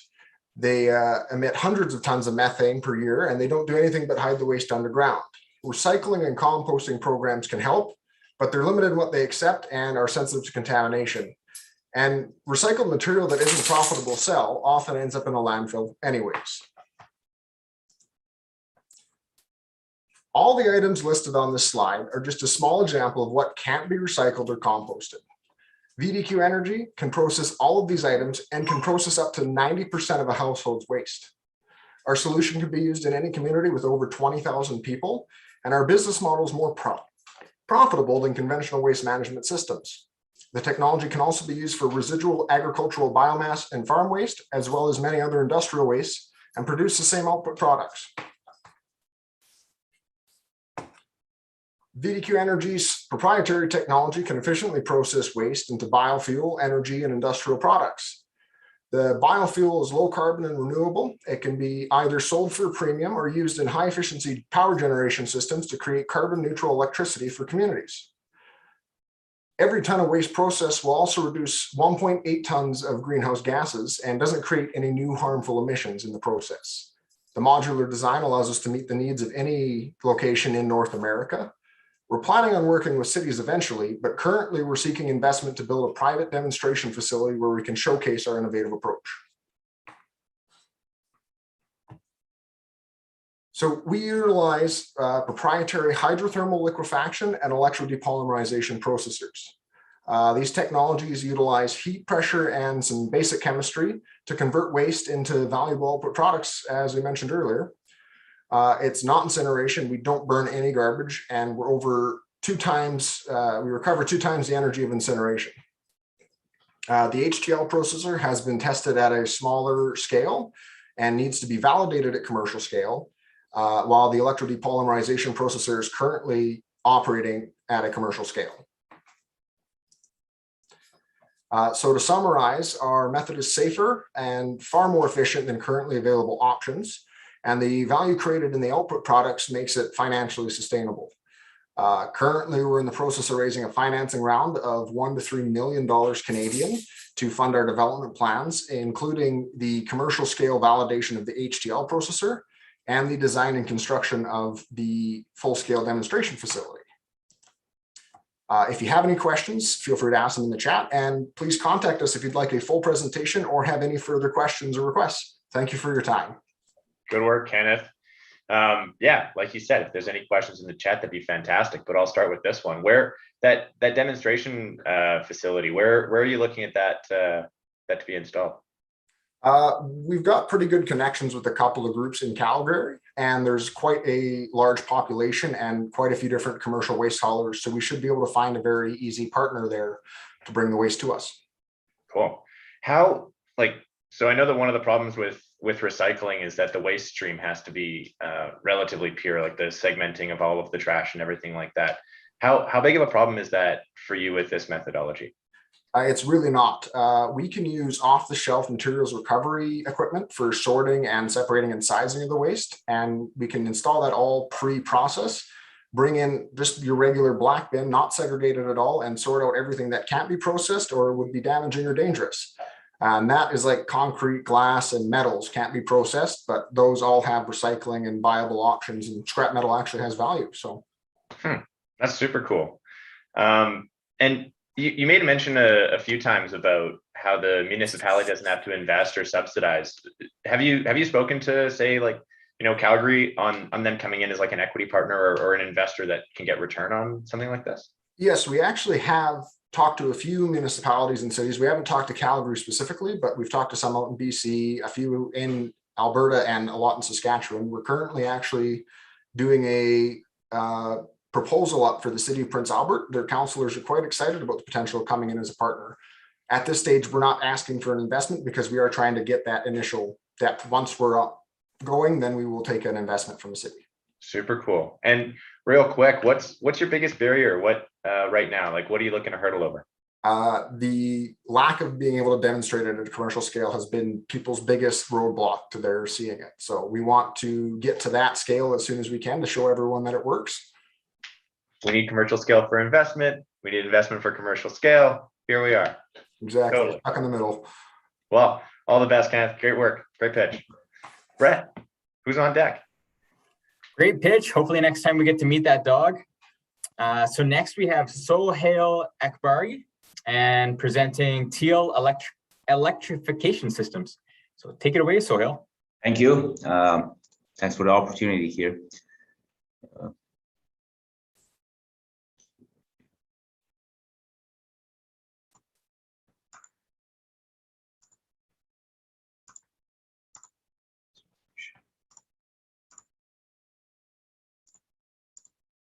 There you go. My name is Sohail Akbari. I'm CEO and co-founder of TealEV Electrification Systems. Our company is specialized in building electric commercial vehicles for cold climates. So our mission is to build commercial electric vehicles for fleets for cold climates that outperform diesel solutions out there. Any electric vehicle probably designed for cold climates will, be 80% cheaper on the energy cost to operate, 60% less maintenance cost, and they generate no emissions. And with the way we're doing it, with most of the things built in house, is with up to 200 kilometers range, they're going to be the same cost as a diesel solution out there. So they're quite affordable. Where we're at financially is just a bit of a chicken and game, but probably lots of startups are aware of that. What we need is money. What the customers wants is a finished kind of shiny product. What the bank wants to kind of finance that project is a purchase order that customers are not willing quite to do it before seeing that what they're actually buying. What investors want, they want kind of serious proof of traction that's again tied to all the other items.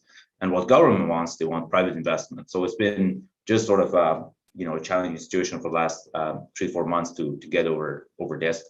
Where we are at technically, here's a little video that was a part of an EV Expo in Regina. The Tesla folks there, they shoot this and they were putting it up on their Facebook page and their community.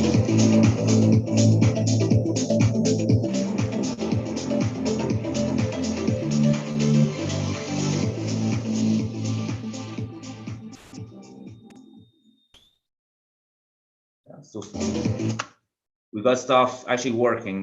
We've built everything in house in terms of the technical part. So all the electric drivetrain is built in house. Some of the items that needed to be outsourced, like the onboard chargers and the battery cells, with found suppliers out of East.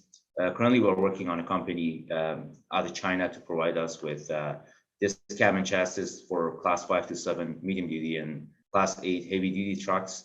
They're customizing this. Basically, they're getting rid of the emissions and the engine transmissions and all the diesel stuff, and they provide us with the bare kind of cabin chassis to electrify.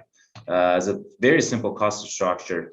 Imagine one of these medium duty trucks, in Canada worth $100,000. For a cost of roughly $20,000, we could buy the chassis and cab overseas.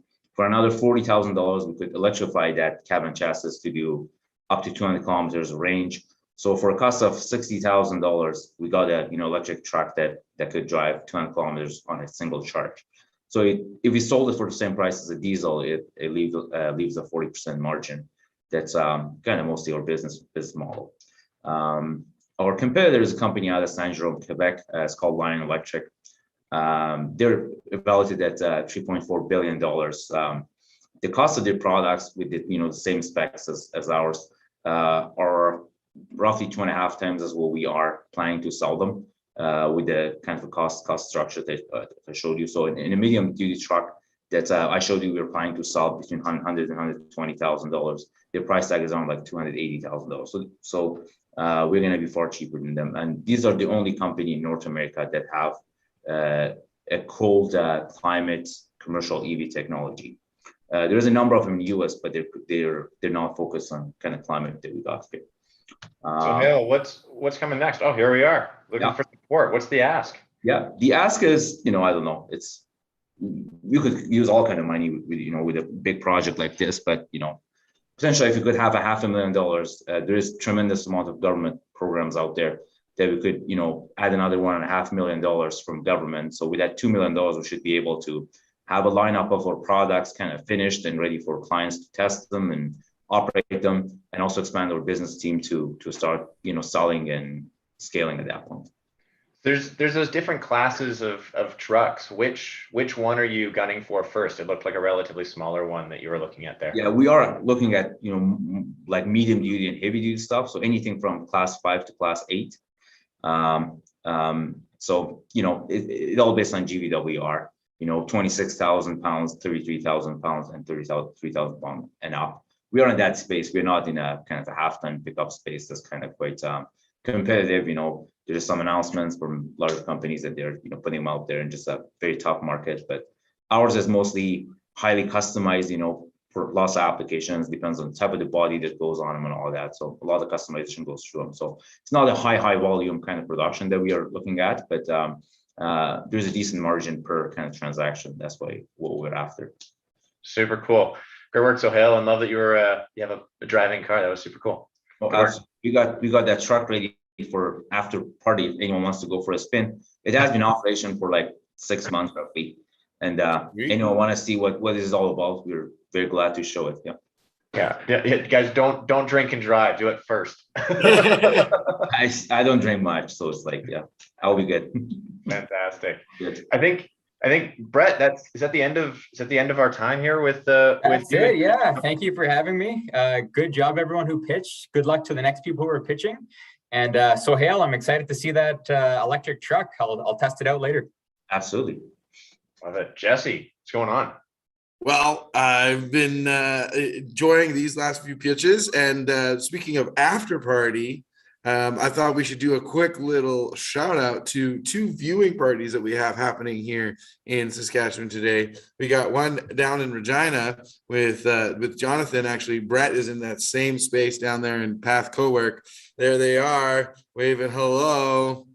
We got a few folks in there. And then we've got another group over in Boffins in Innovation Place as well. Why don't we guys give us a wave? There they are. So Boffins and Innovation Place will be the after party location here in Saskatoon. So please come and join us. Post in the chat if you need directions on how to get there. In Regina, Jonathan there at the viewing party will be hosting over at Cathedral Social Hall, and you can feel free to join us there. We're excited to have Jonathan hosting starting this week. We'll have regular every other week happy hours on Thursday nights down in Regina. We do this every Thursday night over at 9 Mile here in Saskatoon. We got 9 Mile beer at the after party here in Saskatoon. So we're excited to get to that. But first, we got 5 amazing companies coming up next, and we got a couple of great co-hosts to take us home here. We've got Kevin Bergeron, the husband of our earlier host, Kenzie. They joined us as ambassadors. Kevin was an investor previously in 2 of our summits, actually simultaneously, both the Clean Tech Summit and the Valhalla TNT Summit back in the first part of this year. And we've got Arielle from Innovation Place, and I'll let them take it away from here.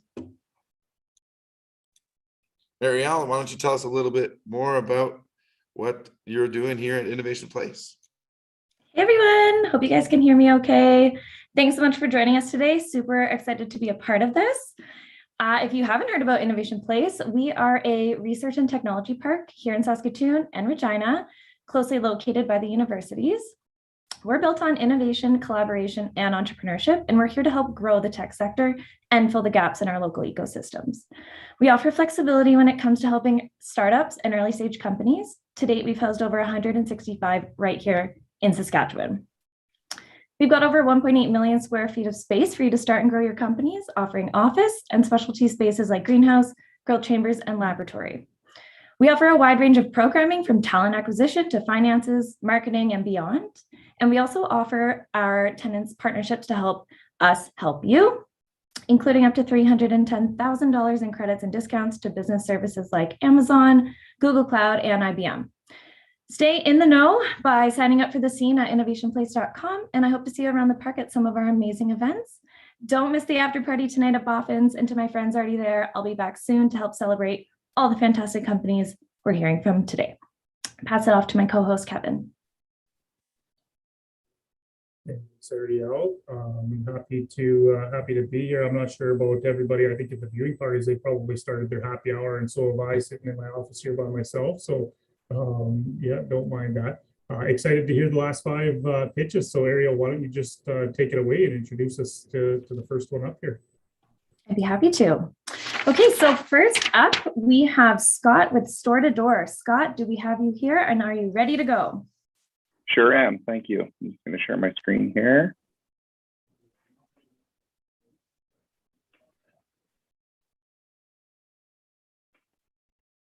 Okay. Can you see my screen? All right. Yep, we Good. can see your screen. Perfect. Okay, thanks so much, Arielle. My name is Scott Love, Chief Executive Officer and one of the founders here at StoreToDoor. In late 2019, with the rise of e-commerce, I recognized that brick and mortar retail were in for a rough patch. CEOs and owners needed a competitive edge to compete with large retailers and e-commerce giants. Local retailers are typically using traditional couriers that are slow and expensive, and they need a cost-effective and efficient same-day option for their businesses. Quite frankly, they are currently trying to figure out how are they going to keep their brick and mortar stores open, and this is where StoreToDoor can help. StoreToDoor's platform provides a competitive edge for local retailers by giving them the ability to compete in their local trade areas by providing a faster, more reliable same-day delivery solution. StoreToDoor is a white-labeled platform that allows retailers the ability to offer a cost-effective same-day delivery service to their customers. It's not changing for some reason. Frozen.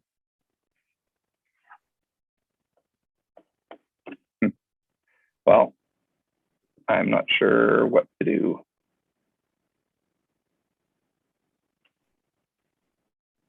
Oh, there we go. Sorry about that. StoreToDoor is an extension of the client's brand and lets the retailers own their own client through the process by white labeling all communications to the retailer clients. This is a huge sector, and we're expanding across Canada in the next 6 to 8 months. StoreToDoor integrates with over 50 e-commerce platforms such as Shopify and Square. Recently, we added a manual client portal for non-e-commerce clients. We also provide a network of delivery drivers to fulfill the tasks and the technology to improve the client communication in real time. Our revenue model is strong and attractive as we built it to not impact the bottom line of retailers while maintaining a high gross margin. We are a business-to-business platform. We have a sales process we created which relies on outbound lead generation as well as inbound referrals. We currently have a sales cycle of 3 weeks for the average client, but have seen growth in our Need Now client, which is a 10-day cycle. We are a flat fee service. We only charge for the tasks that we are dispatched to us. We have a client lifetime value of $88,920, and our acquisition cost is $357 and has a payback of less than 1 month. Our conversion rate goal is 40%, but currently we're closing 85% of our demos. We have moved fast over the last 8 months and have expanded to Alberta and Manitoba. We also raised a pre-seed round in May, and most recently we're accepted into the GrowthX Revenue Accelerator, which is helping refine our sales process. We're raising capital to help us scale across Canada in the next 6 to 8 months and into the American markets shortly after. StoreToDoor is seeing great traction and growth since we started 10 months ago. In January, we did only 10 deliveries in the whole month. And as for the month of September, we hit 2,400 deliveries. That is 240 times our first month. We're averaging $10 per delivery while maintaining a 42% gross margin. We have amazing clients such as Jump.ca, Local and Fresh, Hilberg and Burke, and Medicine Shop, to name a few. They've all improved their customer experience and productivity with our platform. The market position is strong as we see most of the competition from local couriers. We're hitting our goals thus far, and we'll hit our 1-year projected goal by the end of December 2021. Based on our goal of 240 demos per month and a goal of 40% close rate, we feel strongly that we'll hit our goal of 1,504 clients within the next 16 months. These projections are based on our SAM, which is Western Canada. However, we'll be in all major Canadian markets within the next 6 to 8 months, which will increase these numbers. Here are some of the brands we're working with and are in our pipeline. We are working through contracts with most as we speak. Our team is very experienced and expensive, and ready to take this company to great heights. We have onboarded over 30 staff since April. At StoreToDoor, we empower local brick and mortar retailers to compete with e-commerce giants by providing same-day delivery. We've grown 240 times. September, we hit a 26,000 MRR. We are raising a seed round of $2 million and will be allocating 60% to marketing and lead generation, 15% to key hires, 15% to rolling out new cities and markets, and 10% to our tech roadmap. We're also approved to give out FDSI credit. We're done. And then I want to thank you guys and open for questions. Awesome. Perfect. Well, great pitch. Phenomenal progress over the last little while. Definitely very, very impressive. Some big brands on there. Not a lot of time for questions, but just have one here. How do you plan to onboard kind of the driver aspect of the platform? Our drivers come from the gig economy. So we put out ads specifically in markets that we require drivers. For example, in Edmonton, which we just launched yesterday, onboarded drivers, put out an ad. We had 400 applications. And so we got the pick from the litter there. So there's a lot of demand for people wanting to do business in this sector. Awesome. Perfect. Well, thanks, Scott. Looking forward to hearing much more about it over the next couple of weeks. Arielle, back to you. Thanks so much, Scott. If you want to stick around and answer some of the questions in the chat, I think I saw a few come through. Up next, we've got Jennifer with eHelply. Are you ready, Jennifer? Yeah, I am. Okay, I'm going to assume my screen is up there and I'll get started. So hi, my name is Jennifer. I'm the COO and co-founder of eHelply, where we're trying to help you bring your ideas to life. And today I'm going to talk about our core product, the SuperStack.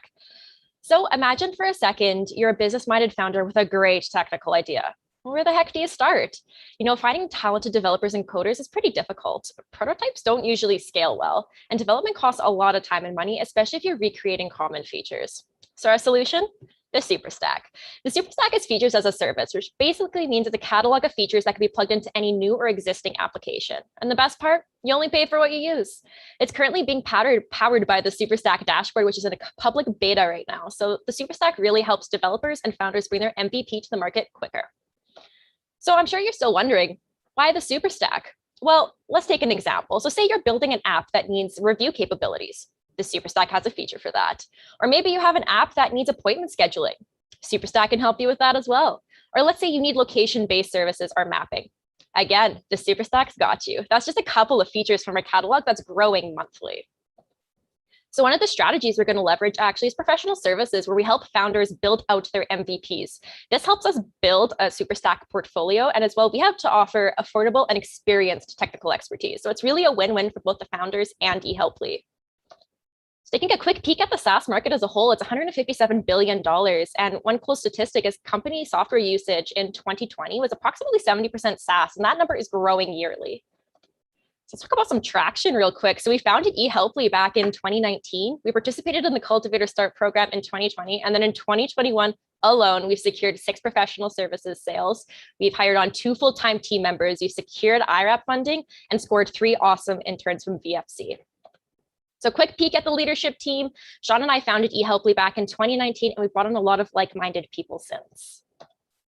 So the competitive space for SaaS is interesting. There are a lot of SaaS products out there. However, they don't always offer the same flexibility and feature set that the SuperStack does. So into the money talks. So this year alone, we've earned about $4,500 in revenue, and that number is growing monthly. We've bootstrapped $19,000 to date, received a $30K IRAP grant, and we just signed a professional services contract worth approximately $42,000. So looking at the financial projections, we're really focusing on using the Superstack as our main recurring revenue resource. However, we are going to use professional services in the short term to help get Superstack customers and for a little bit of a revenue injection as well.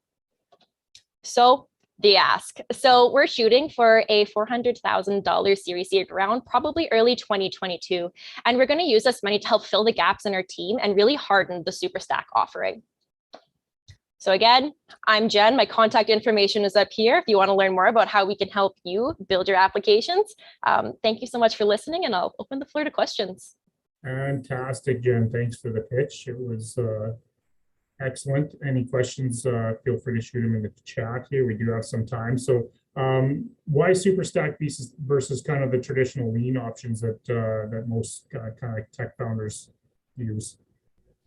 Yeah, so the thing with the Superstack is it's really easy to kind of plug into any application, and the features are already built. So you don't have to spend the time to kind of go through, build out these features in the back end. You kind of already take it. We already have the business logic built out, and it can just be plugged into applications. And then in the future as well, we plan to have kind of UI offerings as well that can be plugged into the front end of your applications to make it kind of easy. Question from the chat here. Do you have an example of a problem you helped the customer solve? Yeah, I guess we are currently working with a couple of co-founders, but one of them, they have, like this great technical idea, and they do have a little bit of technical expertise, but they just weren't really sure kind of how to get started. So we've been talking for quite a while now, and we're actually starting to help them build out their MVP. And we're actually customizing one of our Superstack offerings just to kind of help support their MVP as well. So awesome. Yeah. Awesome. Well, that's good stuff, Jen. Thank you so much. Congratulations. Thank you. On your progress and success. So Arielle, put it back to you for the next company. Awesome. Thanks so much, Jennifer. Next up, we have Dan with Plan to Plate. Dan, are you ready? You betcha. Sharing my screen here. Thank you.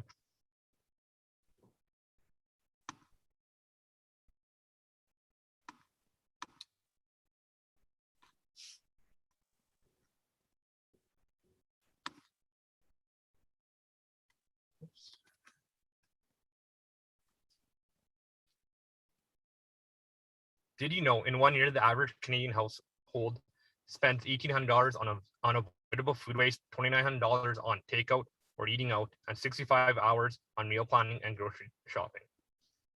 I'm Dan Rathgear, and I'm going to tell you about Plan to Plate, or P2P, a service that significantly reduces these costs for $4 per order. The meal kit industry is $16 billion globally, $7.5 billion in Canada and the US, and at a 10% market share, the obtainable market size for P2P is $800 million. The industry is forecasted to grow by 13% each year over the next 8 years. You can all relate to the added stress of having to figure out what you're making for supper. We've all been to the grocery store with no meal plan and ended up buying extra groceries. Have come home to no groceries after work and limited time to that event. All these end up with us adding stress, wasting time, money, and food, and eating less healthy. Currently, these problems cost the average household $92.75 per week. And with P2P, they will save $50 and 45 minutes per week.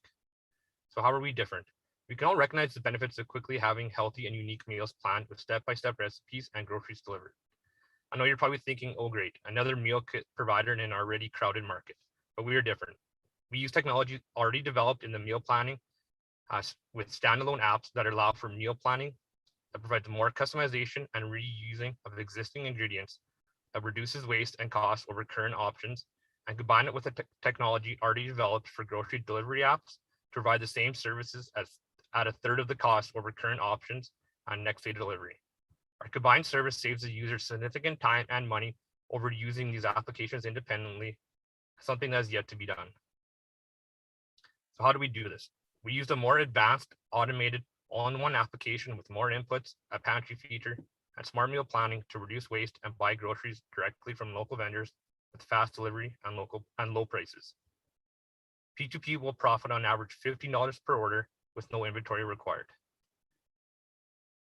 P2P is nearing completion of an app to be released to limited users on Android and iOS for beta testing. A version with additional features that is more scalable will be released by mid-2022.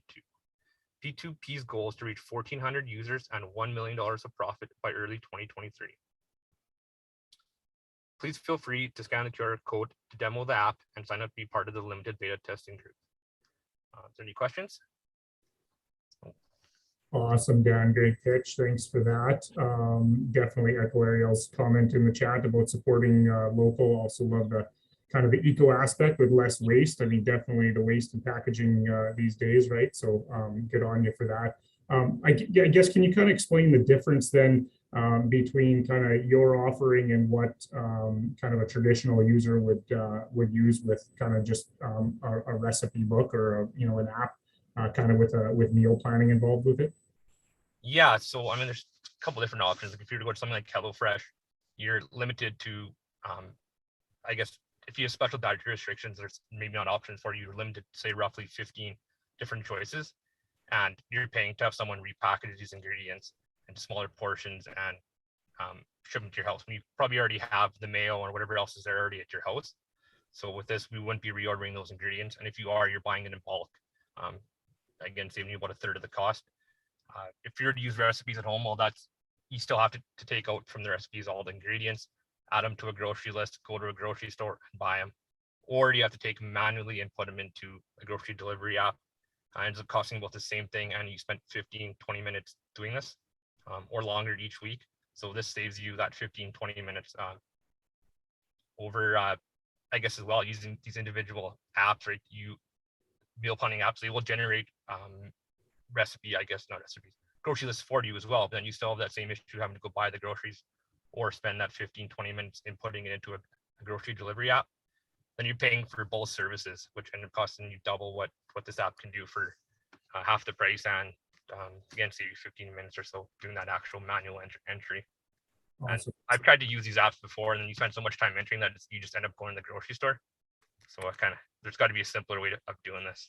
Good for you. No, good stuff. And great pitch from the car too. I think that's the first car pitch we had tonight. So congratulations. I can't believe it was my last day on site and a project. It worked out well for you, Dan. So not how I wanted to be doing it, and I am sorry, but I'm doing the best I can. All good. Awesome. Thanks so much, Dan. Next up, we've got Melody with BetterCart. Melanie, are you ready to go? Yes, thanks. Perfect.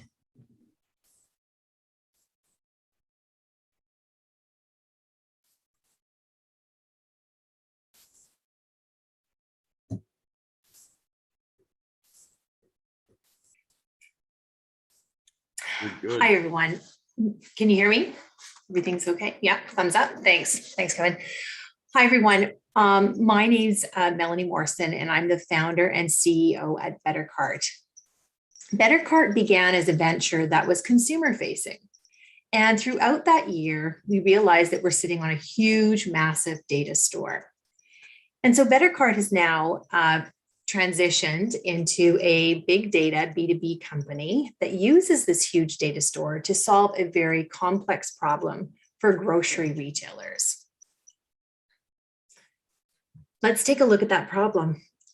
Grocery prices have come online, and we're very much aware of that. We see that everywhere, and we're hearing about a lot of e-commerce platforms that have been in existence for a while, but those are new and coming on as well, with retailers jumping on board. With this advanced and on greater visibility with respect to the pricing, it really means that retailers and producers need to keep up with their competition.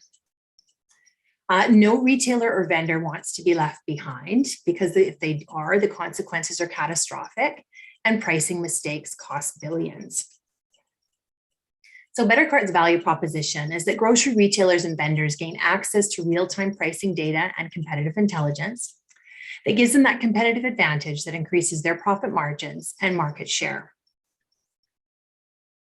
We're talking here about a large, big data analytics platform that collects all of the pricing data available across an infinite number of grocery SKUs. BetterCart Analytics also reveals what your competitors are doing in real time and enables retailers and producers to make adjustments that they need to keep up with their rivals. It also optimizes product assortment strategies, as well as market campaign planning and strategic decision-making to better that profit margin and market share gain. Here's an example of our platform. So if you are a real retailer from Loblaws, for instance, you might be concerned that you're selling your Beyond Meat plant-based burgers at $8.99 versus Save on Foods that's selling them for $6.99.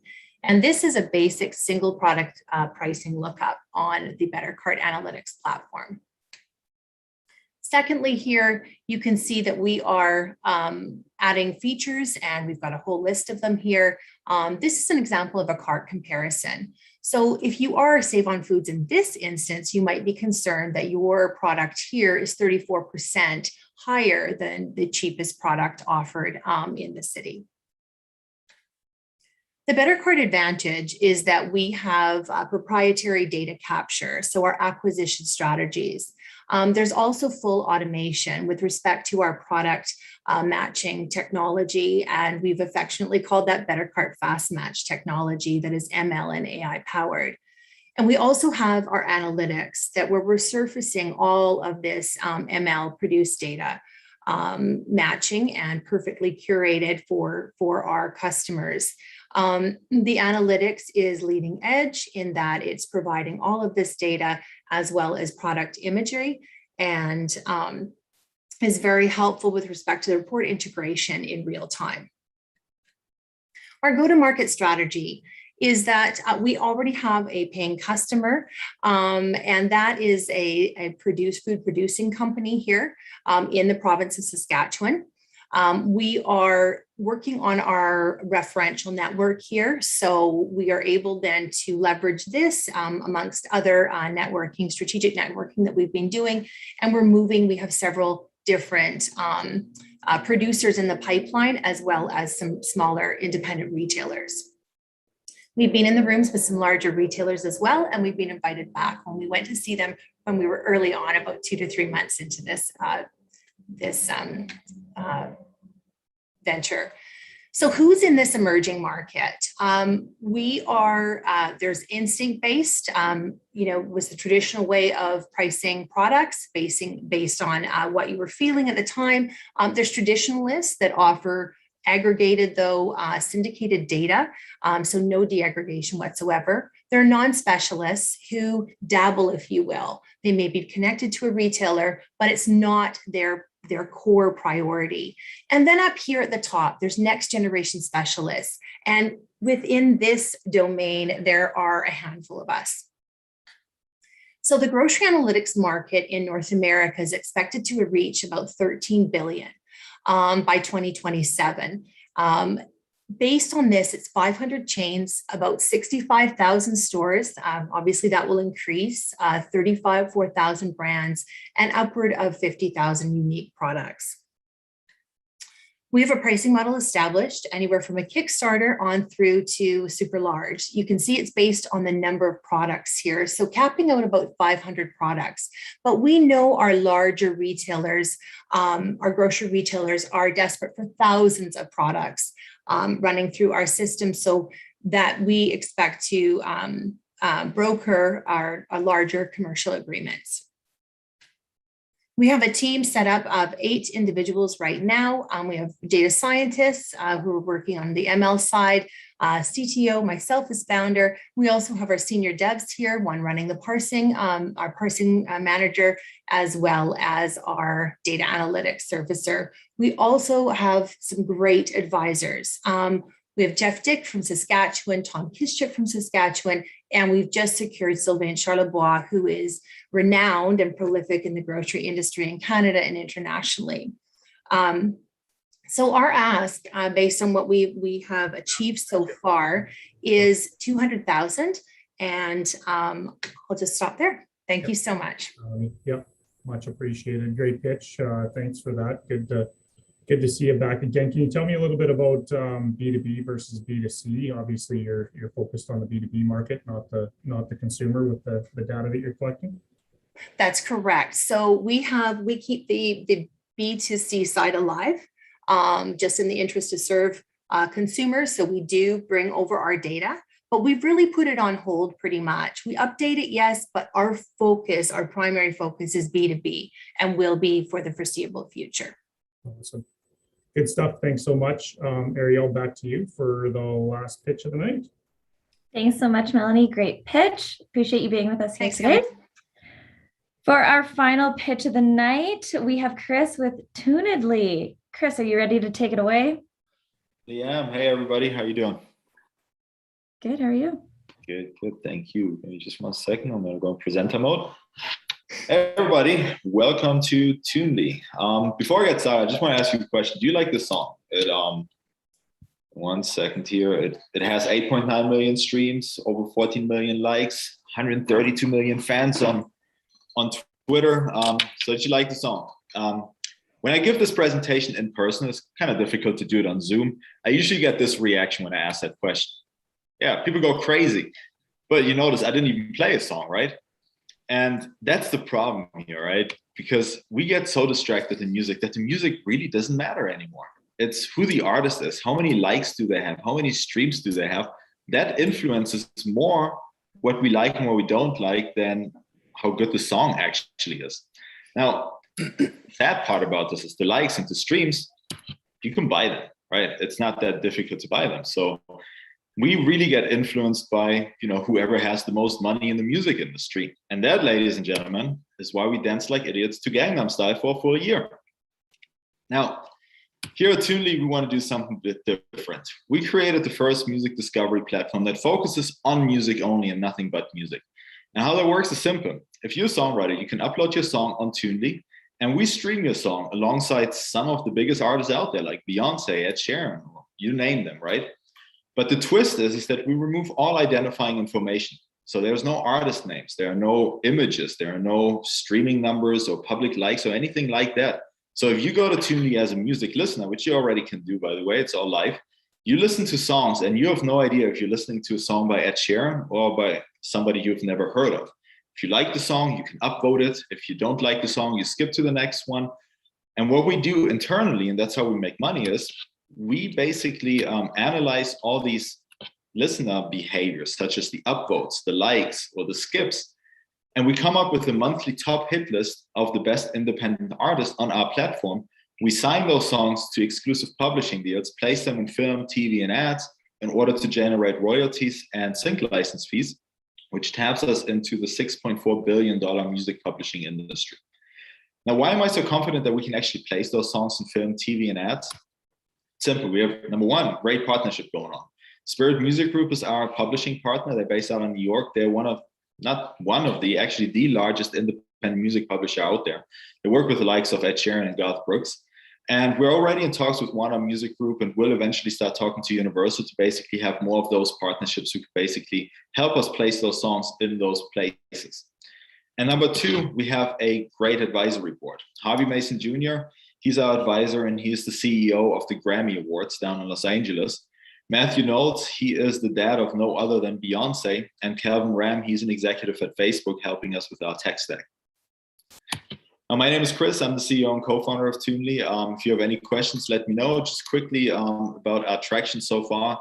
Last year, we've generated just under $250,000 in revenue. We're growing this year, and we're currently raising a seed plus round of $1 million. Some of it is already closed, half of it is already committed, so don't lose too much time because I might not have space for it. Any questions? Let me know. Good close, Chris. Awesome pitch. Yeah. Thanks. Thank you. Thanks for that. What's the user persona? Who are you targeting here? So on the listener side, we're looking for not the casual listener like Spotify, but more for people that kind of want to play scout, right?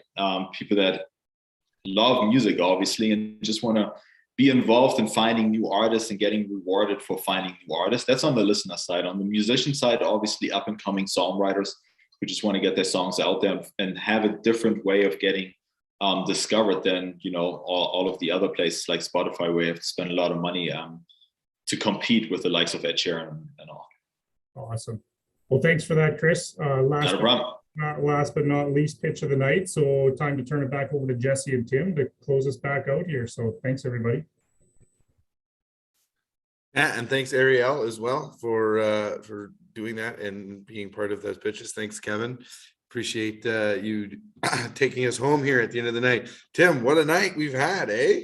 Oh, this has been fantastic. What awesome pitches. It's super cool to see the community grow and evolve since the last time we did this in the first quarter of the year here. Yeah, it's been incredible. Even since the pitch marathon that we did back in August, some of these companies have gained a lot of traction even in the last couple of months. And it just speaks to the kind of entrepreneurs that we have here in Saskatchewan and what they're able to accomplish. And so we're wrapping up here. Just want to take a quick shout out and thanks to all the wonderful folks that can make this thing happen tonight. It's certainly not going to be easy for our investors to make a decision at the end of the day.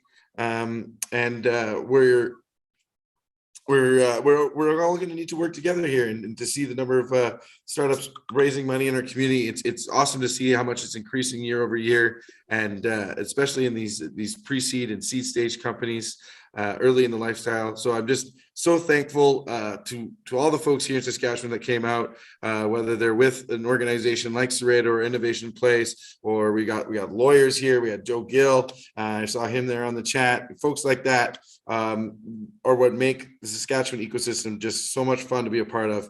And I will toss it over to Tim here to just throw some thanks to some awesome people that made this thing happen. Yeah, so of course, can't do this without all of you guys taking the time to show up, taking the time to go through an 8-week process to meet with a whole bunch of investors.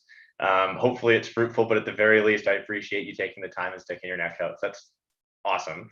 To Jesse, for context, Jesse showed up to our last summit that we ran like 4 months ago as an investor wondering what was going on, and has decided, yeah, I want to do that. Why can't Saskatchewan have this? And just decided that he was going to do it. And he's been absolutely smashing it, just running around meeting with everybody that he can find. And we can't do this without somebody like that on the ground. And I can't hold the candle to Jesse and his ability to do this. This is fantastic. Thank you, Jesse. As we say at Startup TNT, I just show up. So. and the folks behind the scenes that you didn't get to see Brandon with a Zoom background that looks directionally similar to mine, holding down the fort. He also just showed up to one of our summits a year ago and showed up to the summit in November last year. I was like, this is really cool. I want to get involved. And he was in New Zealand and just like decided to move back to Edmonton and start working with us. And so it's been fantastic to have a whole crew sitting behind the scenes, making this thing go smoothly. So great work. I can't do this without a team. And so I'm super thankful to everybody that's sitting around the table here. This is fantastic. And to Jocelyn as well, our event planner. A lot of you startups that pitched tonight, I know you've been in communication with her. She's been setting up meetings, making sure all the tech stuff was all sorted across all of our Zoom calls. There were 2 other Zoom calls happening simultaneous to this one in Edmonton and Calgary. All of the pitches are going to be posted on YouTube, so you can check those out. And we're thankful for all those help from those technical folks. And as Tim said, I'm just so thankful to Saskatchewan for welcoming me and welcoming Startup TNT with open arms and letting us get this thing going here and providing that support. We're excited to find and fund the greatest companies there are here in Saskatchewan, activating the local angel capital and helping the community grow. To that end, I'm here at Boffin's at Innovation Place. Well, I mean, I'm like 20 feet away. I'm very close. And there's an after party happening in Regina at Cathedral Social Hall. So make sure you come out for that. We do this every Thursday night. Here in Saskatchewan, will be at 9 Mile, and Regina, it'll be at Cathedral Social Hall on a regular basis. And make sure you don't forget about our November 18th finale night and save that date in your calendars, because one of these companies is going to win, and we're probably going to end up investing in a few of them because, I mean, I don't know about you, Tim, but it's really tight. Oh yeah, this is going to be real fun. I'm excited. Yeah, super excited. All right, everybody, have a great night and enjoy those after parties. Lots of drinks and lots of food. Take care.